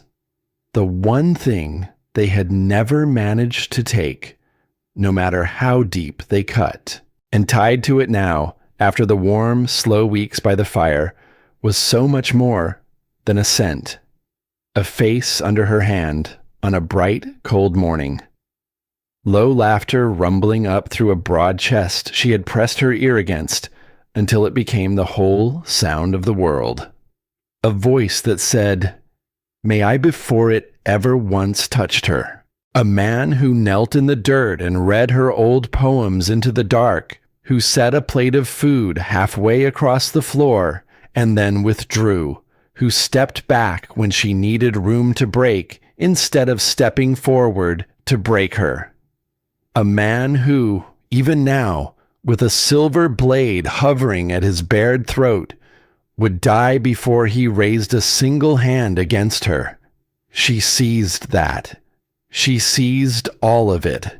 She held on to it the way a drowning thing holds on to the one floating piece of the wreck, with both hands, with her whole soul, and she screamed, out loud this time, a raw and animal sound that tore up out of her chest and filled the whole ruined hall. And she fought the command not as a slave begging some master to set her free. She fought it as a woman taking back her own hand. The brand on her shoulder began to smoke. It hissed. It seared. The cold fire turned suddenly, savagely hot, burning against her own flesh, as the thing carved into her clashed against the deepest and oldest law of all. Because no magic Magnus Roth had ever conjured, no rune, no stone, no patient cruelty, was stronger than the truth she had just gripped with both her shaking hands.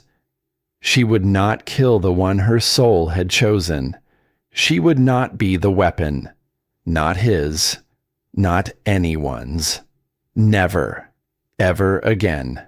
The white film over her eyes cracked. Violet bled back into them, fierce and wet and blazing and entirely her own. And with a cry that was half agony and half something like triumph, Seraphine wrenched the silver blade up and away from Alaric's throat, her arms shaking with the force of the thing she had just broken. In the corridor, the handler felt it go wrong. The dark stone in his hands flared, then guttered.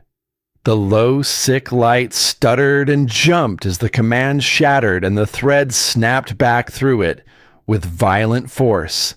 He staggered. The control he had held over her ripped free of his grip and recoiled into him, and for one heartbeat his gaunt, patient, hollow face filled with raw animal fear. The brand on Seraphine's shoulder cracked clean through. It blackened. It curled at the edges. And then, with a sound like a dying coal hissing out, it crumbled away to dead gray ash that drifted down soft and slow across the broken stone. She was free. For the first time since the cold took her, the door inside her stood wide open, and there was no lock left on it, and no hand on her hand but her own. She rose off Alaric in a single fluid motion.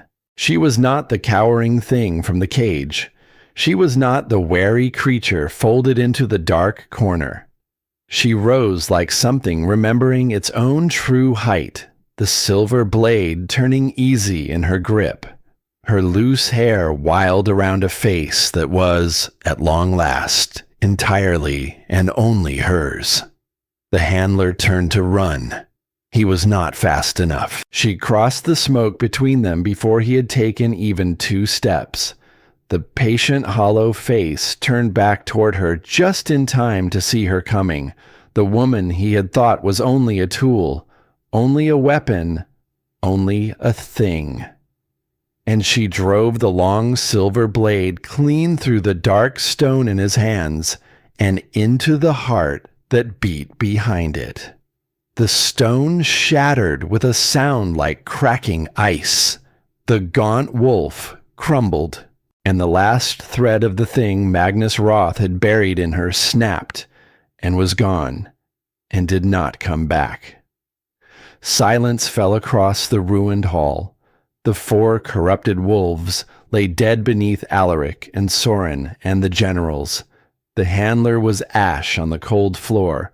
The whole patient, vicious attack, years in the making, had broken in the space of a few violent minutes on the one thing no plan had ever accounted for. A woman who took her own hands back. Alaric surged to his feet. He crossed the broken floor in 2 great strides and caught her as she turned, and for a moment they simply stood there, in the smoke and the ruin, her chest heaving, the silver blade dripping in her hand, the gray ash of the brand still drifting in the cold air around them like the last of a snowfall.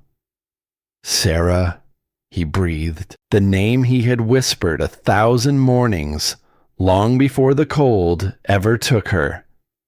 The name they had tried to bury under iron and dark and a stranger's silence, and never could. And this time, she did not flinch from it. This time her face crumpled, and the violet eyes filled and spilled over, and the whole long, erasing dark came pouring back through the open door inside her all at once. The morning in the rain-soaked trees, the warmth of his laugh, the day the world tore them apart on a lonely road, the years in the cold, the auction, the iron mask, and the man who had knelt in the dirt and waited and waited and waited, and never once asked her to be anything at all other than free. "It is you," she whispered. Her voice broke clean in half on it. "It was always you. I knew your scent before I knew anything else. I carried it in the dark. I did not even know what it was or whose, only that it kept me alive." She pressed her shaking hand flat to his chest, over his thundering heart. "It was you the whole time." He gathered her against him then, careful even now, his great arms a cage that did not close until she leaned into it of her own will, until she buried her face in his neck and breathed him in. Pine, cool rain, wood smoke, the scent that had kept one small ember of herself alive through every cold and breaking thing the world had done to her. The bond clicked into place, not the half thing it had been by the fire, the whole of it, all at once, roaring up, bright and full and unbreakable, pouring through them both, knitting back together the pieces that had been torn apart in the cold so long ago. She wept against his throat, not from fear, not from pain, from the unbearable, overwhelming relief of being, at last, entirely herself again, and held by the one soul who had never once stopped believing she was still in there, somewhere behind the iron and the dark. But it was not over. From the shadow at the far end of the hall came the slow, unhurried sound of a single pair of hands. Clapping. Magnus Roth stepped into the ruined light. His pleasant face was calm, but his cold gray eyes were fixed on the 2 of them now with something caught between fury and fascination. "Remarkable," he said softly. "Truly remarkable. In all my long years, I have never once seen anyone break the work from the inside." He looked down at the drifting ash that had been his brand, and for the first time, something in that calm and patient face cracked open. Do you have any idea how long that took to carve into her, Thorn? Do you know how patient a man must be? He had not run. He stood in the heart of the broken hall, and as he stood there, the wolves of the keep closed in from every door, hemming him in on all sides, his lieutenants dead, his handler Ash, his one perfect weapon turned against him and burned away to nothing. He had gambled everything on the blade in her hand finding its mark, and he had lost. Alaric moved at once to put himself in front of her, the gold rising hot in his eyes, the old killing rage flooding back through him like a tide. But a hand closed gently on his arm, her hand, and Seraphine stepped out from behind him, into the light, to stand on her own. The broken hall went very still. Wolves lined every door now, teeth bared, hemming Magnus Roth into the center of the ruin. One word from Alaric and it would have been over.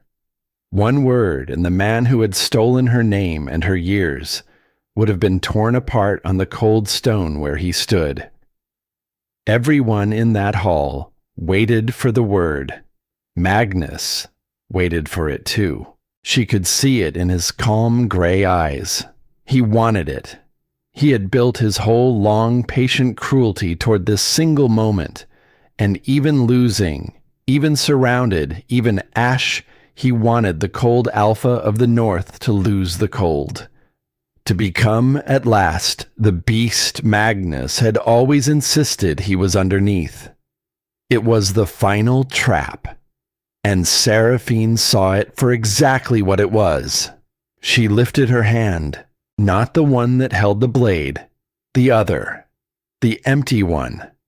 She laid it flat against Alaric's chest, over the thundering of his heart, and she felt the rage in him straining against its leash.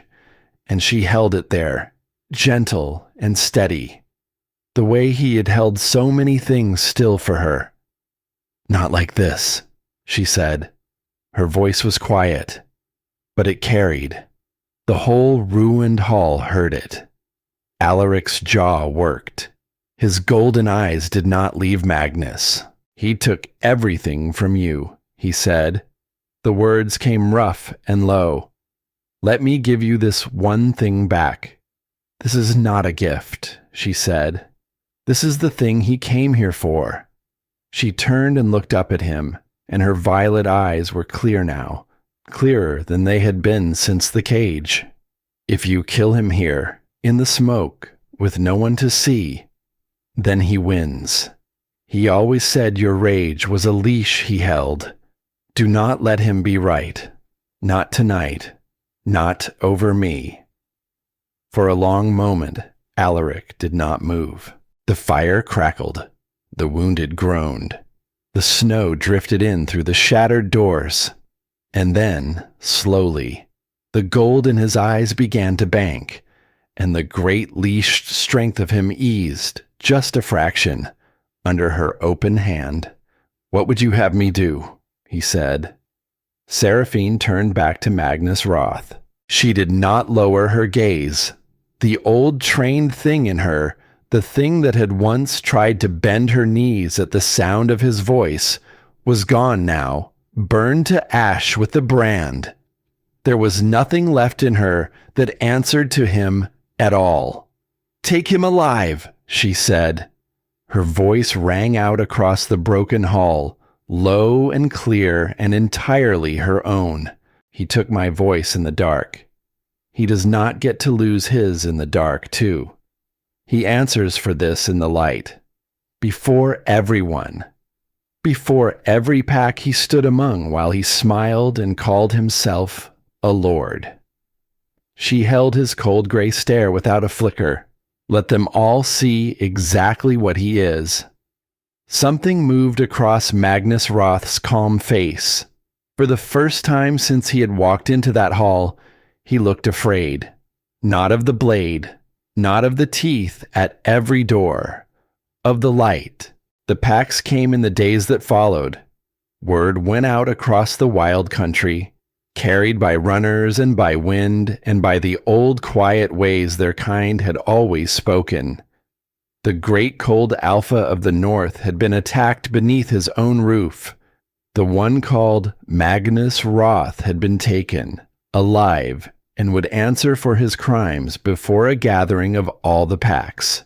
They came from every corner of the wild, alphas and elders and the heads of old proud lines, wolves who had not stood in the same hall together in longer than any of them could say. They came wary. They came curious. They came because a thing was happening that had not happened in living memory, and none of them wanted to be the ones who had not been there to see it. They did not come for her. Most of them did not even know her name. To them, she was a rumor, a stolen Omega, a broken thing the Northern Alpha had bought out of some underground auction and dragged home, a sad and shameful story, the kind that was usually kept behind closed doors. They expected to see a victim. They expected her to be kept quietly out of sight while the men decided what would be done. In the warm room the night before, Elspeth helped her dress, not in the finest gown. Seraphine had asked for something plainer, dark, simple, nothing that glittered, nothing that hid behind jewels. She wanted to stand before them as herself, marked and scarred and real, not as some ornament Alaric had polished up to parade. The old healer's hands were gentle as she worked. "You do not have to do this, child," Elspeth said softly. "No one would think less of you. You have already survived more than most of those proud fools in that hall could dream of. You could let him speak for you. He would do it gladly, I know," Seraphine said. She looked at her own face in the dark glass, thinner than it had been once, older around the eyes than her years, a face that had been locked behind iron, sold from a stage, made into a weapon, and turned against the one she loved. But it was hers. "For so long," she said quietly, "other people decided what I was. They decided I was a thing to be owned, a weapon to be aimed, a shame to be hidden." She touched the place on her shoulder where the brand had been, where only smooth, unmarked skin remained now, even his kindness. She nodded toward the door, toward the man who waited beyond it. Even that was a kind of deciding. He decided I was a queen who had forgotten her crown, and he was gentle about it, and he was right. But it was still his word, not mine. She turned from the glass. "Tomorrow," she said, "I want to be the one who decides, just once, in front of all of them. I want my own voice to be the thing they hear." Elspeth looked at her for a long moment, and then the old woman did something she had not done before. She bowed her head. The gathering filled the great hall. They had cleared the ruin and set it right, but the marks of the battle still showed in the scorched stone, in the splintered doors hung new on their hinges, in the quiet of a place that had so recently run with blood. Magnus Roth stood in the center of it all, bound, stripped of his fine cloak, surrounded by witnesses on every side, the proud heads of every pack in the wild, watching him with hard and curious eyes. He held himself well, even now.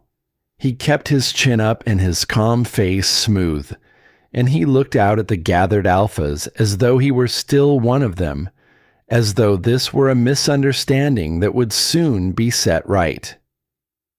Alaric stood at the head of the hall. He could have spoken first. It was his roof, his right. Every wolf in that hall expected the cold Alpha of the North to rise and lay out the crimes and call for the blood. He did not. He turned instead. and he held out his hand toward a side door, and Seraphine walked into the hall. A murmur ran through the gathered packs. They had expected a broken thing, a victim kept quietly aside. What walked into that hall instead was a woman in a plain dark gown, her head high, her scarred shoulder bare, her violet eyes moving slow and steady across the room full of the most powerful wolves in the wild. She did not look away from any of them. She crossed the hall, and she did not go to stand behind Alaric or beside him in the shelter of his rank. She went to stand in the open center of the room alone, a few paces from the man who had unmade her. And then she turned to face the gathered packs, and she began to speak. "You do not know me," she said. Her voice was not loud, but the hall had gone so silent that it filled every corner of the great stone room. Most of you have heard a story. A stolen omega. A sad thing, bought back from a dark place. You came expecting to see her kept in a corner while better people decided her fate. She let her gaze travel the room. I know that look. I have worn the shape of it my whole remembered life, the shape of a thing other people talk about and over and around, never to. A few of the proud heads shifted, uneasy, caught. So before anything else is decided in this hall, she said, you are going to hear it from me, not from him, not from any man who loves me or any man who hates me. From the one it was done to. She turned, slow, and looked at Magnus Roth. This man took me, she said, not in war, not in any honest fight. He took me off a road, in the dark, because he hated the one I was bound to. And he could think of no crueler way to wound a man than to ruin the thing that man loved. He did not kill me. That would have been mercy. And he is not a merciful man. He did something worse. He reached inside me, and he took my name, my memory, myself, everything I had ever been. He burned a mark into my shoulder, and he locked the door on all of it, and he left me breathing in the dark with no idea who I was or why I hurt. The hall was utterly silent now, and then, she said, when enough years had passed, he put me on a stage. He sold me like a stolen jewel. He arranged it so the very man he hated would buy me back. So that man would fall in love all over again with a woman who could not remember his face. She let that land. He thought it was the perfect cruelty, she said. And do you know what? For a long time, it was. Across the hall, Magnus Roth's calm face had gone very still. This was not what he had planned for. He had planned for rage, for a roaring alpha and a screaming pack, and the easy, glorious story of a tyrant brought low by a tyrant. He had not planned to stand in a silent hall and be quietly, plainly described by the woman he had thought was only a tool. Seraphine turned back to the gathered packs. I tell you all of this, she said, not so you will pity me. She lifted her chin. I tell you because there is a thing he believed, and a thing perhaps some of you believe too. He believed that if he took enough from me, my name, my mind, my freedom, my very self, then there would be nothing left. That I would become only the thing he made me, a blank, a weapon, ashamed to be hidden in a corner of some warm room. She pressed her hand flat against her own chest. He was wrong, she said. Her voice did not waver. They can take your name. They can take your memory. They can lock away every single thing you ever were and aim what is left at the throat of the one you love most in the world. She paused. They did all of that to me. And still, somewhere down in the dark, in a room they never found? I was still in there, the whole time, waiting. Something moved through the hall, not the hot roar of bloodlust Magnus had hoped to provoke, something quieter, deeper, the sound of a room full of hard, proud people being shown something they had not expected to feel. A person is not the worst thing that is done to them, Seraphine said. That was the lesson she had paid for in years of cold. You can be stolen and broken and sold and erased, and none of it lowers your worth by even a breath. Worth is not a thing that can be taken. It can only be hidden, and a hidden thing can always be found again. She looked slowly around the silent hall. By the right hands, or by your own. She turned then to Alaric. He stood at the head of the hall, and his golden eyes were wet, and he was looking at her the way a man looks at the sunrise after a winter so long he had stopped believing in mornings. You knelt in the dirt for me, she said gently, just to him, though the whole hall heard it. You read me poems. You set a plate of food on the floor and stepped away so I would not be afraid. You asked, may I, before you ever touched me. She drew a breath. You did not try to find the queen you remembered. You waited for me to find her myself, and that is the only reason I am standing here. She held his gaze. Thank you, she said, for never once deciding what I was, for only ever holding the door and letting me walk through it on my own. And then she turned, last of all, back to Magnus Roth. The hall held its breath. Now, she said quietly, comes the part you have been waiting for, the part where someone decides your fate. She studied him, the calm, cruel face, the cold gray eyes that had begun, at last, to lose their certainty. You wanted it to be him, the Alpha. You wanted his rage. You wanted to die a martyr to the cause of proving that men like him are beasts underneath. She shook her head slowly. You do not get that. He is not going to decide what happens to you. She lifted her chin. I am. A murmur ran through the packs. Magnus Roth stared at her. And here, said Seraphine, is what I decide. I could ask for your death, she said. No one in this hall would stop me. You took my years. You took my name. You aimed my own hands at the heart of the one I love. By every law of our kind, your life is forfeit, and I could take it and sleep soundly. She let that sit. But I have learned something about cages, she said. I have spent enough of my life inside them to know them from the inside out. And vengeance is just one more cage. A warm one. A satisfying one. But a cage, all the same. It would keep me chained to you forever. It would make the last thing I ever did about you. You. She shook her head. I am done building my life around you. I am done letting you be the thing my hands reach for. She turned to the gathered alphas. You came here as witnesses, she said. Then witness this. This man is stripped of his name and is standing before every pack in the wild. His lands answer to your judgment now, not his. He will live. He will live a long time.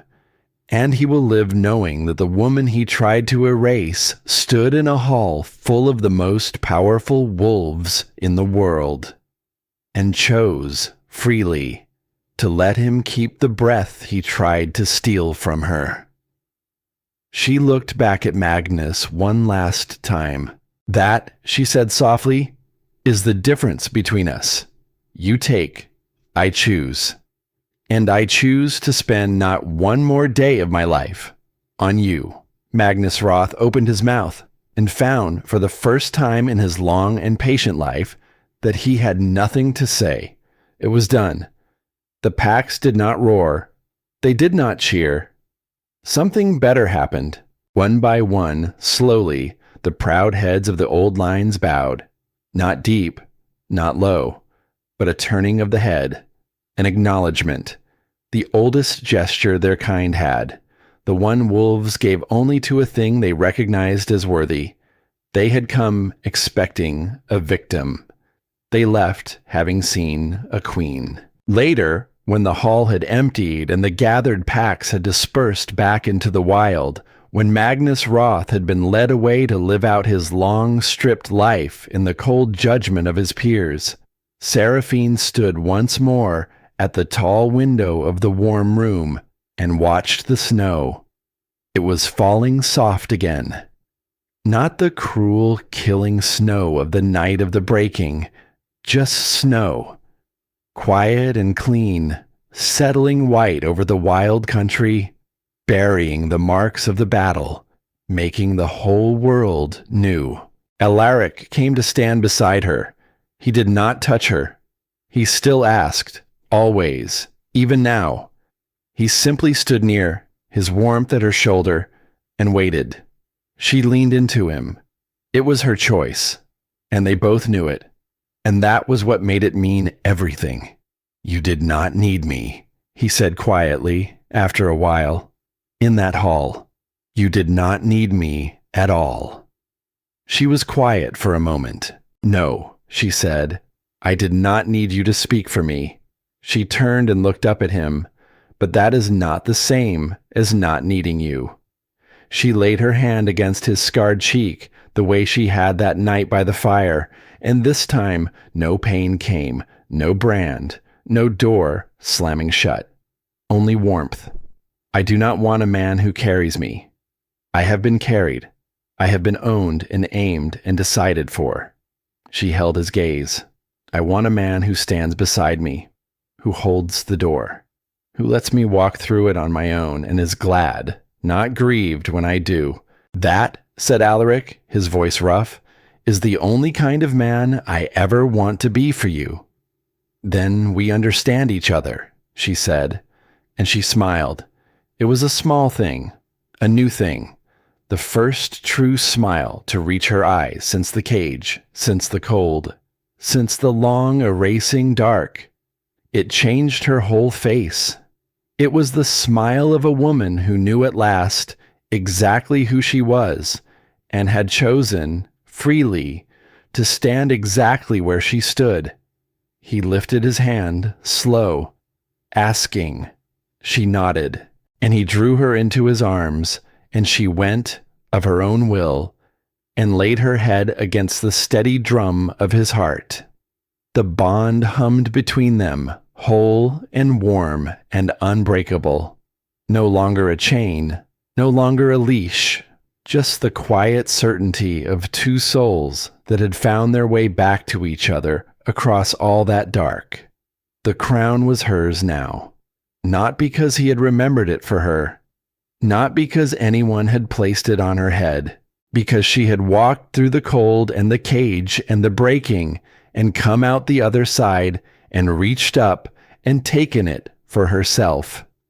Outside, the snow kept falling, and inside, in the warm gold light of the fire, the queen who had once been sold from a stage in a mask of iron stood in the circle of arms that had only ever held a door open for her, free and whole, and seen at last, exactly as she was.